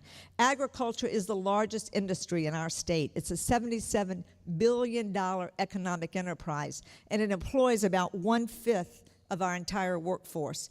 That's why this bill is so critical to North Carolina. That's why what's happening in the House right now, we've got to be sure the House and the Senate can come together and craft a bill that's going to make sense to people in North Carolina. And what we did in our bill is it actually saves $24 billion. It does away with direct payments to farmers, but it's got a safety net that will strengthen programs that our farmers will depend on, and that is to help them grow their crops, do business, and continue to create jobs. One area that I was very proud to secure a major victory for our state in this bill is a provision that doubles the funding for a program that helps minorities to successfully acquire, own, and operate farms. So let's see if the House and Senate can't get together and bring forth a comprehensive farm bill. And I'm also committed to doing everything I can at the federal level to spur economic growth in your towns and cities. I will, first of all, vote against any cuts to the CDBG grants that I think are so important to our municipalities. There's an amendment that's out there to do that, and I want you to know that I'm going to help defeat that. And I'm going to continue fighting to protect tax-exempt financing for critical municipal bonds. These bonds enable you and our local governments and our school districts to finance the essential infrastructure, including roads, bridges, hospitals, schools, and utility systems. This is an issue I've heard about directly from many of you, from the city of Albemarle to the city of Ayden to the city of Shelby, and I know how critical these infrastructure investments are for our state's future economic success. We've got to continue investing in traditional infrastructure, including sewage, including our water systems. But I also know that our state and for our communities to thrive, we've got to have access to high-speed broadband internet. That's why I was so pleased when in the U.S. Senate that we were able to work on some grants. And in North Carolina, we won 2 grants for MCNC, a total of about $116 million came into North Carolina. And this summer, MCNC completed this landmark project of putting high-speed internet access to schools, businesses, and healthcare providers with this high speed. It spanned 1,300 miles, it included 69 counties, and it reached all 4 corners of our state. This network is going to ensure that our rural communities can foster new businesses, create jobs, and have access to North Carolina's best medical specialists no matter where you happen to be. And it's going to ensure that every child, whether you're sitting in Raleigh or Tarboro, to have the same opportunities and chance for success. You know, there is nothing more important than individual economic opportunity. And what forms that? It's a quality education system. So be assured, I am a member of the Education Committee in Washington, and I'm going to fight for federal investments for all of our states. We have 10 outstanding HBCUs in North Carolina, and our public universities and community college also need these funds. I actually hosted an HBCU roundtable in Washington this past spring, and I heard from many of the North Carolina chancellors and presidents and students about the important issues that they face in our HBCUs. And I want to continue to strengthen our Pell Grants, and I was proud to vote this week on keeping federal student loans interest rates affordable for our North Carolina students. We also know in this auditorium here that education starts in the early years. And that's why I support access to a quality early education childhood learning programs. I know that because I'm a mother of 3, and we all know how important those early years are. And when our children walk through the doors of their elementary school, middle school, or high school, we have to know that we are not failing them. I introduced legislation to turn around our nation's lowest performing schools so that every child can have a chance at a brighter future. Finally, I know that all of our communities are feeling the effects of sequestration, and these are these unprioritized across-the-board spending cuts that went into effect earlier this year. Cutting spending and reducing our deficit is a top priority for me. But sequestration is the wrong way to go about getting there. I'm committed to replacing these sequestration cuts with a balanced deficit reduction plan that focuses on the long term. And I hope that we can get together during these budget negotiations later this year and do away with this sequestration. So as we continue working to set our students, our families, and our state on a path to a brighter future, please know that my offices are always available and open to you. We've got offices in 5 areas across the state that serve the entire state, from Greenville, Raleigh, Greensboro, Charlotte, and Asheville. My economic development officer, Chris Grow, is available to help and assist you in your municipalities with any federal grants that are available. Please be sure you know Chris Grow. And I also, we've helped over 25,000 constituents across North Carolina, from issues dealing with the VA to the IRS to mortgage claims. We've really helped people stay in their homes. I actually have a table outside that talks about these constituent service programs that can be of assistance to people in your communities. And if you don't know Joyce Mitchell, Joyce is my community outreach director, and Joyce is, right down here. There's Joyce Mitchell. She is fabulous. And Michael Jones is my Eastern Regional Liaison. Michael, right here, stand up, Michael. Please, I know you probably all know Joyce. Michael's newer employee with our great team, so please reach out to Michael too. We are here to assist you, to advocate for you. We want jobs and economic prosperity, a good education in North Carolina, and we certainly want to be sure that everybody in North Carolina has access to medical treatment and care, but we also want to be sure that everybody has the right to vote. So thank you very much. God bless you, and have a great conference. I wanted to take a minute or two to introduce Ms. Nicole Sullivan, who is the director and the manager of the at the Department of Public Safety Office of Rehabilitative Services and Programs, what used to be the Office of Research and Planning for the Department of Public Safety. One of the things that she does is traveling around the state setting up prison reentry councils. It is a mandate through our General Assembly that we set up at least 5 and no more than 10 reentry councils. She's going to talk about that. We have one here in Edgecombe Nash and Wilson County. We are also working with Nicole under her leadership and the leadership of 2 of her staff members, Vincent Gaddy and Monica Artis. The council here is the Nash Edgecombe Wilson Prison Reentry Council. Nicole has been with the Department of Public Safety over 20 years, started out as a social research assistant, and is now the director. I remember Nicole from the early 90s when her office headed up the Going Home Initiative. She's been around a long time, Department of Public Safety. She is very strong, passionate about prison, about reentry, about substance abuse treatment while people were incarcerated, and now have the opportunity to bring these programs to the community, and has been fighting for funding to help support people coming home. So will you please give a warm welcome to Ms. Nicole Sullivan. So I appreciate that introduction, and it really is a pleasure to be here to talk a little bit about some of the work we're doing within the Department of Public Safety. I would have to I'd be remiss if I didn't say that our commissioner, W. David Geis, who's commissioner over the Division of Adult Correction within Department of Public Safety, is a strong and supportive advocate. So he would say, if he was here, thank you for everything that you're doing in your communities, and the Department of Public Safety really wants to be a partner with you in that process. And that's what I want to talk a little bit about today, what we're doing in terms of prison reentry councils, how we're getting them going in our initial pilot areas, how we'd like to see these begin to move across North Carolina in our communities, because at the end of the day, reentry is a local issue. It's a community safety issue. It is not just what's happening at the state level in our prisons or what's happening on probation. It's happening in our communities, what's happening with families.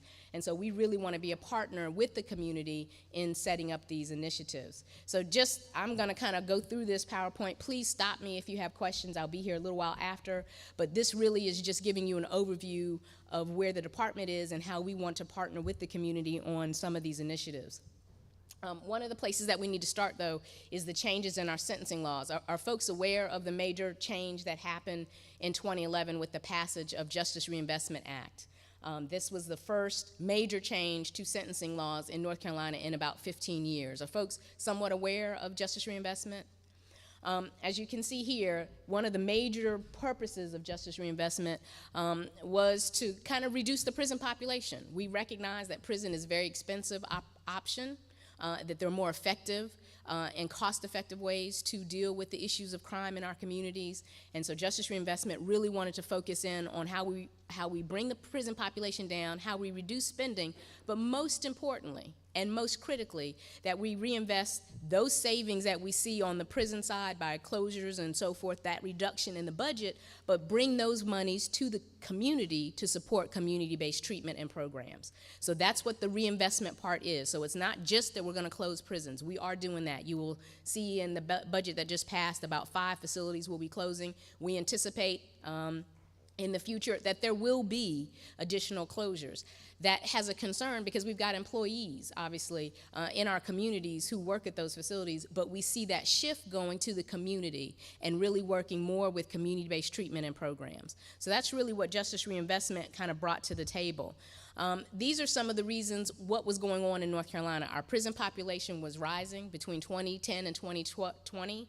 We were expected to grow the prison population by 10%, not having enough space in prison for those folks.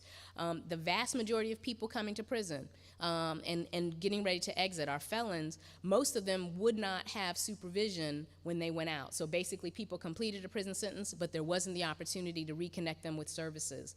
The vast majority of people even coming into prison were actually folks who were on probation.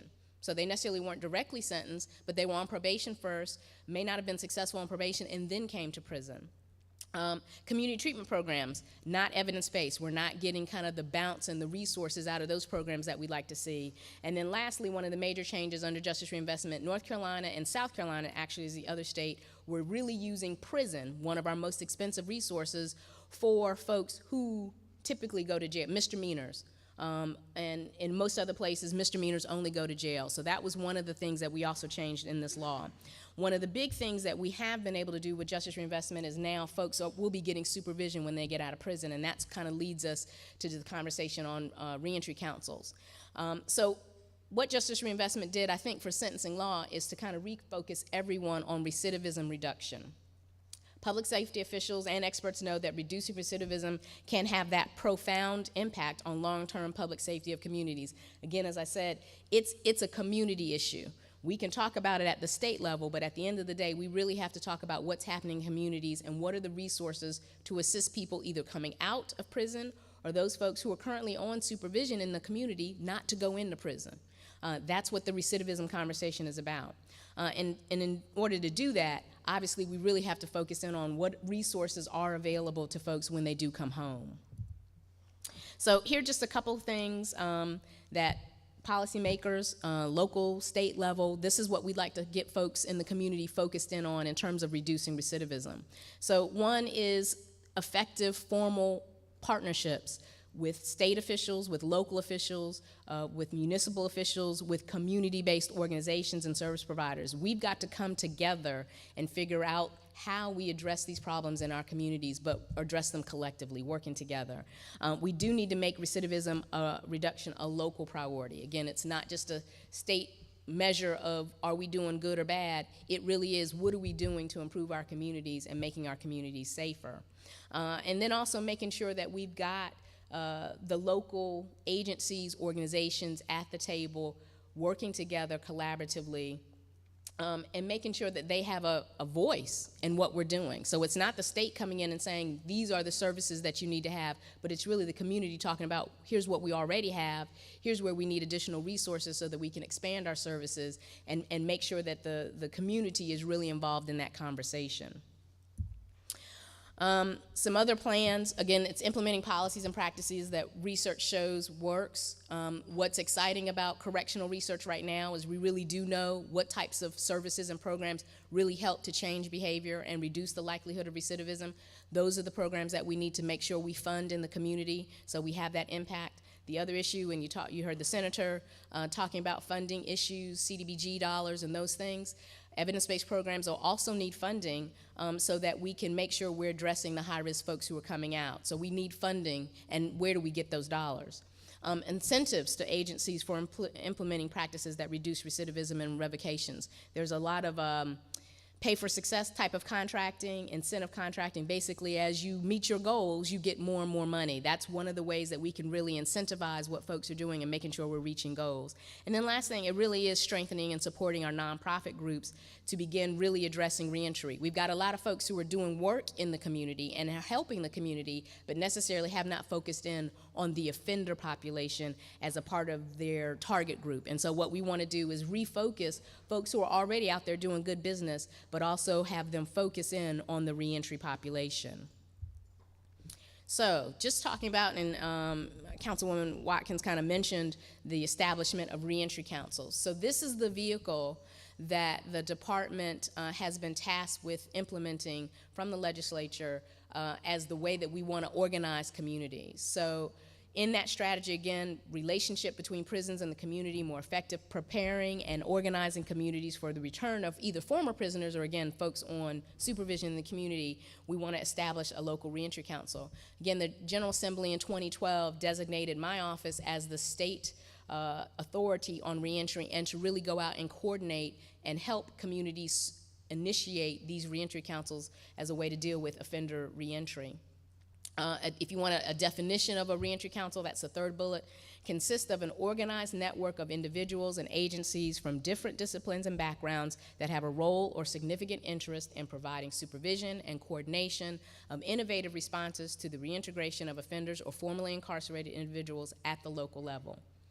It's getting everybody together locally to talk about what do we need to do, how do we provide these resources, how do we connect folks back with their families, how do we help them get jobs, housing, transportation, all of those supports that are necessary. How do we do that, but at the local level? Because unfortunately, once we release someone from the system and they're back into the community, we've got to have a mechanism in the community that helps them get reestablished. Does that make sense to folks? So the purpose of a local reentry council is to bring together those stakeholders who could offer assistance and resources to offenders, formerly incarcerated individuals to become productive citizens. That's our overall goal. This pretty big graphic is kind of like our picture of what we think a local reentry council should look like. And I'll kind of work from my right, maybe your left. I'm not good operating backwards. But my right, looking at types of people who could be on the local reentry council, and you may not be able to read all of those, but it's any and everybody. It's any and everybody who cares, who has an interest, who has a stake in seeing people be successful when they come home. That's what that big blue box represents. Who can be on the council? It's any and everybody. There's enough work for any and everybody. So it is not that we only need people who have always worked with offenders or people who only have provided services, whether it's substance abuse or those. We need everybody at the table thinking about this. How do we make our community stronger by providing support to folks who are coming out? Sure, there's some usual suspects that you should see there, but we really do need everybody at the table. Kind of in the middle, in kind of the yellow, what we have are the structure to the council. So after you bring a group of people together, what has been missing in a lot of reentry efforts in North Carolina is not having someone dedicated to work on this each and every day. Many people who are engaged in this work have a full-time job, right? They have other responsibilities that they have to do each and every day. So who's really focusing in on the people who are coming back to the community, making sure they're getting connected to resources? One of the things we've been able to do as a part of this local reentry council effort is to go and get startup funding so that we can have staff positions. That's the local reentry coordinator and a job placement specialist. These will be folks in the council whose job it is, day in and day out, find out where the resources are, how do we connect people, where the opportunities are, and making sure that we're connecting anyone who comes to the council for assistance, that they get that assistance. We've never had that. Right now, it's always been a volunteer effort, and again, many of you may know community-based organizations that are already stretched with trying to reach everyone in their community. Now we at least have some folks who can focus in on the reentry aspect and be that liaison for those people coming into the community to say, if I need help, who do I call? What are the resources that are available to me? So we'll have dedicated positions, a reentry coordinator and a job placement specialist. All of that feeds into having this council, and then there's two major components to the council. It's the local advisory committee, and that again is your faith-based organizations. It is your municipal and elected officials, you kind of being at the table and saying, what are the things we can do in this community that will remove some of the barriers that people face? And the other piece is the local service providers, the people who are doing the direct service. One of the challenges for them is having enough funding to expand their resources and services to be able to work with the people coming out on reentry. In addition to getting funding for the staff, we've gotten money to support services. So we can provide housing, we can provide treatment, we can provide substance abuse treatment as well, mental health, child care assistance. That's one of the huge things. We might be able to help people get jobs, but they don't have anyone to take care of the kids, and then they have a transportation issue, they can't get there. So we've brought together some money so that we can support people when they have those needs. We can remove that barrier so they can be successful. So the council has those two facets, that advisory committee, thinking about what needs to happen, the service provider group providing the services, and now we have dedicated staff to bring it all together and make sure that we're serving the needs of those folks who come to the council. How do we kind of govern this group? Is to have what we call an executive committee. What I think is so key about that is it really is trying to bring decision makers to the table to help make some decisions. So kind of there on the far left, you see the Department of Public Safety. We will be at the table. What I've asked of our head of prisons and the head of probation in the state is to give me decision makers. So where you see representatives for prison or probation, I'm not talking about staff, I'm not talking about probation officers, I'm talking about the head of the superintendent of the prisons in this area. We're talking about the judicial district manager, the head of probation in these counties being at the table to kind of talk about these issues and work on this reentry problem. Also, representatives from my office will be at the table. The intermediary agency, that's going to be the host agency locally where the staff will be housed and who will help to run the council. Then, of course, we've talked about service providers. We want to make sure in this local executive committee there's representation from the faith-based community as well as community-based organizations, and then also that advisory committee group. Remember, I talked about those two different groups. We want community leaders. We want formerly incarcerated folks to be at the table helping to make decisions about what's going on, as well as business and government leaders. So municipal officials like yourselves, we want you at the table helping to guide the direction of the council. That's what makes up the local executive committee. That's who governs kind of what happens in this area, and we're excited about getting this model on the ground, not only here in Nash Edgecombe, but we're also working in Hoke, Scotland, and Robeson, Mecklenburg County, Buncombe County, and Pitt County. So those are our 5 pilot areas. I just want to mention, if folks have seen or heard, there has been a little bit of press about the reentry group here. The Telegram did an article back in March of the 25th about the beginnings of the Reentry Council. And so we're really excited that there are folks here. And I don't know if there's anybody here who's been a part of some of those meetings. Anybody who's been attending? No, Reverend Pastor has a couple of folks. So, you know, they can, and I don't know, Reverend, if you want to say anything about what's been going on with the council and how we've been building, but I want folks to get a feel for the local involvement, that this is not the state coming in saying, do this, do that. It really is local folks really wanting to play a significant role, and really the state is just here to assist. Do you have any comments about that?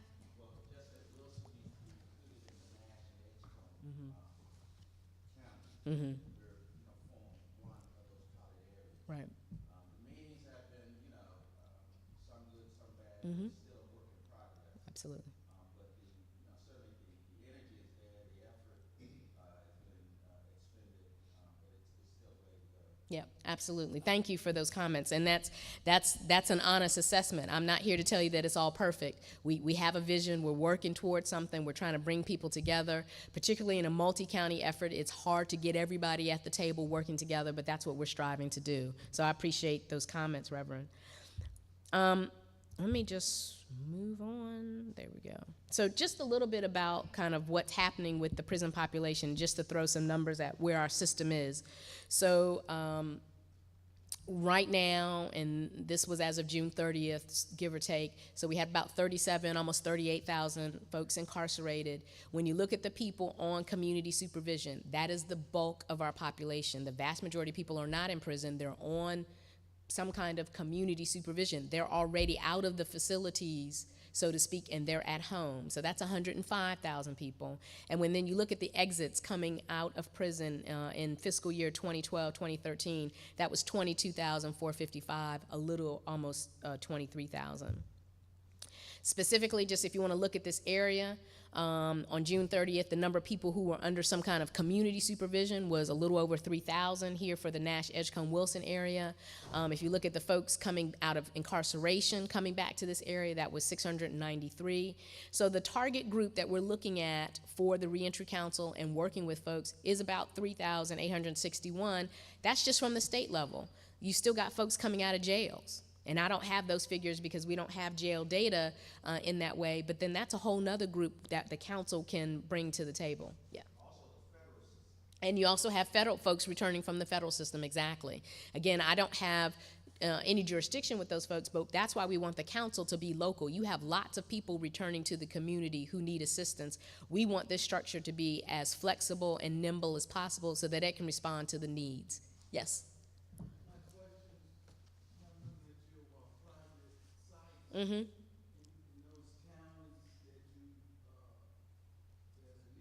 Mm-hmm.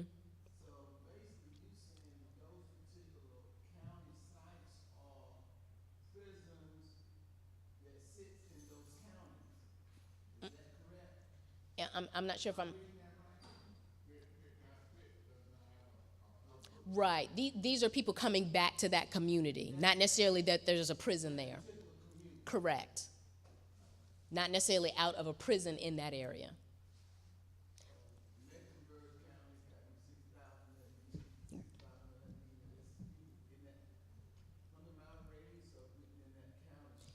In the county who are being super. Yes, those are where where we've identified to at least pilot this initiative initially. Mm-hmm. Just these pilot areas initially.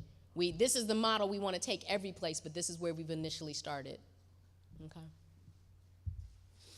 Just a little more about the crimes. Just looking at what folks have been incarcerated for. As you'll see, in most communities that we're targeting, it's either drugs, non-trafficking, breaking and entering, those kinds of property crimes. Again, you can look at each county, Buncombe, Mecklenburg, Pitt, or the Nash-Edgecombe area in particular, but typically drugs, non-trafficking is what folks have been incarcerated on. And you'll see also, if you look at people who are supervised in the community, so the people on probation, again, not much change in what those crimes are. It's drugs, non-trafficking, it's driving while impaired, it's breaking and entering, those kinds of offenses. Yes? One. Mm-hmm. Yes.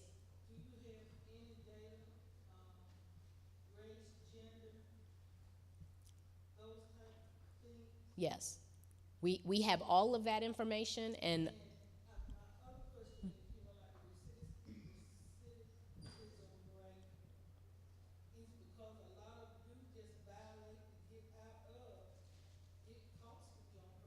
correct. Yes. Absolutely. Mm-hmm. Mm-hmm. Absolutely. Absolutely. There.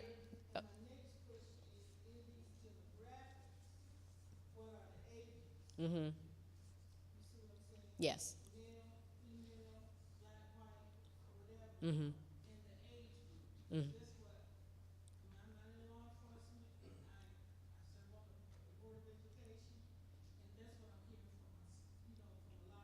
Mm-hmm. Right. Right. Right. That is one of those conditions of being on supervision that we know causes a major problem.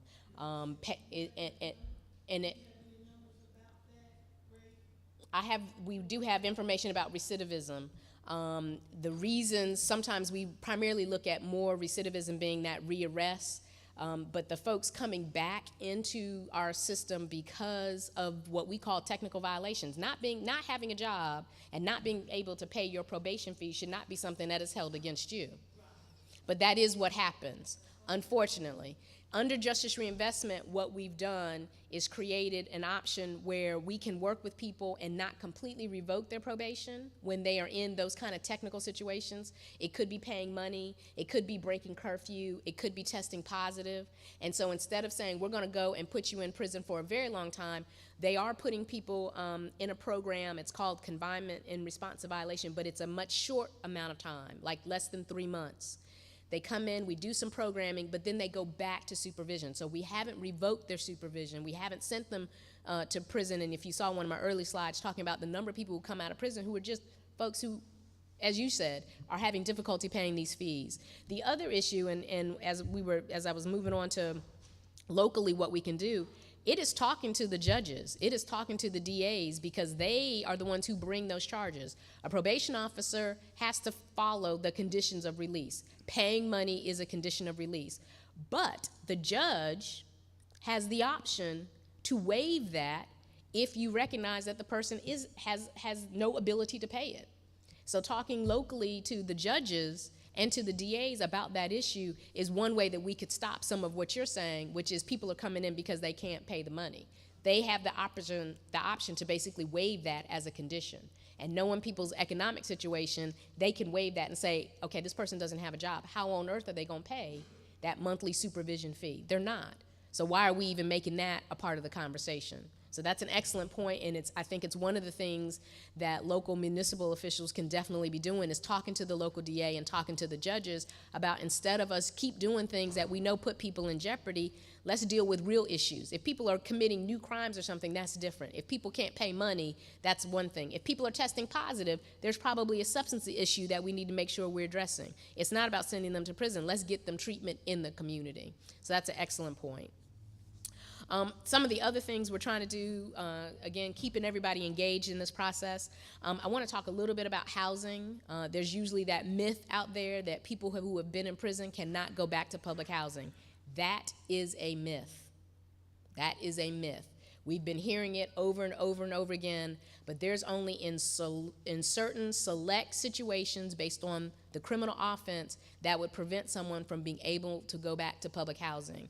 We need to be talking to our local housing authorities about their local policy as it relates to people who are either coming out of incarceration, they've got families living in public housing. They can return to that housing if the local housing authority decides to make that one of their policies. So that's definitely something that local elected officials, you could be talking to the local housing authority about. What is your policy? What is your stance?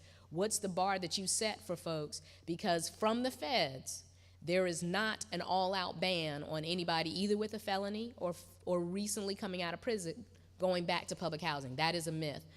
You can actually even Google, the Department of Justice has what they call these reentry mythbusters, and HUD has done a whole one about the housing situation. It's just not true. They can go back to public housing. They should be allowed to go back to public housing because in many instances they have family there, and that will be a housing option for them. But most people seem to, that we've heard that over and over again that they can't. That's not true. So that's definitely a conversation we need to have locally. What are we doing with the housing authority and making sure that we have opportunities for folks who are getting out of prison to be able to go back and be with their families, even if that's in public housing. The other thing is talking to employers and looking at folks hiring people with a criminal background who were formerly incarcerated and helping folks. A job leads to less recidivism. We know as a research fact that a person coming out of prison who gets a job is 3 times less likely to come back to prison. If people can get a job, then they can housing, transportation, take care of their family, and everything moves forward in a positive direction from that. But if people cannot get employment, that is one of those areas. If they can't get employment, then unfortunately some of the other issues that they may be dealing with pop up, and then the next thing you know, folks are back in the system. So we need to talk to employers about possible tax credits and federal bonding. These programs exist. Employers right now can get a $2,400 tax credit for hiring someone who was recently incarcerated. It's just filling out the paperwork and letting the federal government know that you've hired this person, and they get a $2,400 tax credit for that person. There's also a federal bonding program. It's $10,000. It's free to the employer. This would allow you to hire someone who might have a criminal background, and if you're in a business where you're concerned about losses, so maybe you're a janitorial business and you go into office buildings and you clean the office buildings, if you're concerned that there may be theft or something, you can get this federal bond for that employee, and it covers any losses that might happen, and again, it is free to the employer. These programs exist. So we need to really let employers know that there are some incentives out there for hiring folks with a criminal background. Obviously, also, we know it's a public safety issue. I've mentioned this. Working offenders are less likely to reoffend. And the other thing is because of some of the programming that we are doing in prison, there are a lot of folks coming out of prison with a lot of needed skills. highly trained skills.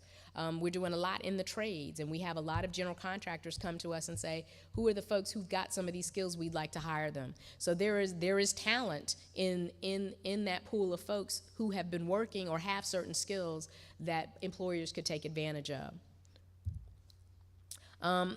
One of the other things we want to focus in on is what's happening at the local level around a couple of really key areas. One is DMV, Department of Motor Vehicles, and this notion of identification and getting licensure back. We have worked very hard with DMV at the state level to put in their policy a way for someone who's coming out of prison to make sure that they can at least get a non-driving state-issued ID. If you've ever applied for a job or any of those things, you need some kind of identification.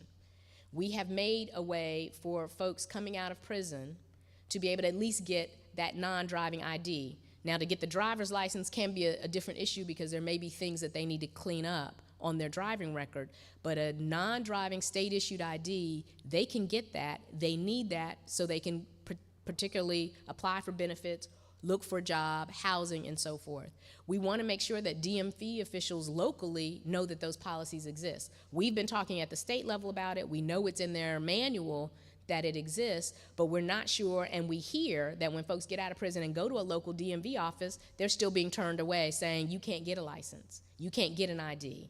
So we want to make sure that those folks locally understand that there is a way for folks to get at least that non-driving ID. The other issue is social services. We try to educate folks coming out of the system about what public benefits they are eligible for, but we also need to make sure that folks at the local level understand what benefits they are eligible for. Just because people have committed crimes, may have been incarcerated, it does not mean that they can't get certain benefits. They can still get food stamps. They can apply and get, if they're eligible for Social Security, disability, all of those things. They are eligible. There are instances where people aren't, but for the most part, they are eligible. And we need to make sure, again, locally folks understand what those rules and regulations are. Because what we hear is people get out of prison and go apply for those benefits and then are told that they're not eligible. And again, that's not true. And those benefits are critical. This last piece is one that we have actually even talked to Attorney General Roy Cooper about, and that's the issue of pending charges. What we find is while folks have been in prison for whatever that major offense is, that we'll see these little pending charges pop up or that they have to go deal with, and it's typically driving, traffic, those kinds of things. Those things are things that will prevent them from being able to move forward once they get out of prison because they've got to then go handle those charges. Our thought is if they've already been incarcerated for 2 or 3 years, why are we concerned about a driving while license revoked issue from 5 years ago? Why? That's just holding the person back. That's not helping them move forward. If they've been incarcerated for 2, 3, 4 years, whatever the penalty would be for driving while license revoked, have they not already paid that penalty by being incarcerated? So one of the things we'd also like to see, particularly our local elected officials, is having some of this conversation with the DA and with judges to say, you know what, we can clean up these charges. We know who's in prison. The 37,000 people who are in prison right now, if I ran and went to look, more than half of them have some kind of pending charge that they still have to clean up in 2 or 3 other counties here in North Carolina. Why can't we get that worked out while they're incarcerated so that when they leave this prison term, they can just move forward? And so that's one of the things that we know we need to work on, and we hope, again, through the council, bringing everybody together, we can kind of move that kind of initiative forward. But that's local. That is the local decision maker saying, okay, we agree. There's no reason to hold some of these petty kind of charges over someone's head who has just finished a 2 or 3 or 4 year prison sentence. They've gotten themselves together, they're ready to move forward. Why are we pulling them back for some of these charges? Does that make sense to people? So that's definitely one of the areas that we want to move into. Contact information for staff, Monica Artis and Vincent Gaddy, I know Ms. Watkins mentioned, but those are the 2 point of contacts, particularly on the local reentry councils. But we are looking forward to taking this model as we get it going in these 5 places this summer. We're looking forward to moving forward with other communities who want to start organizing and getting people together to start talking about many of the critical issues that you have raised here today. And so I appreciate the opportunity to present to you. Again, if you have any questions or comments, want any data, I still do that. That's still a part of my job, is I'm still the numbers person for the department. Please don't hesitate to shoot me an email. It's probably the easiest way to get to me. But if you need data, want to understand the population, we can do that for you and provide you with data. So with that, thank y'all so much for giving me this opportunity.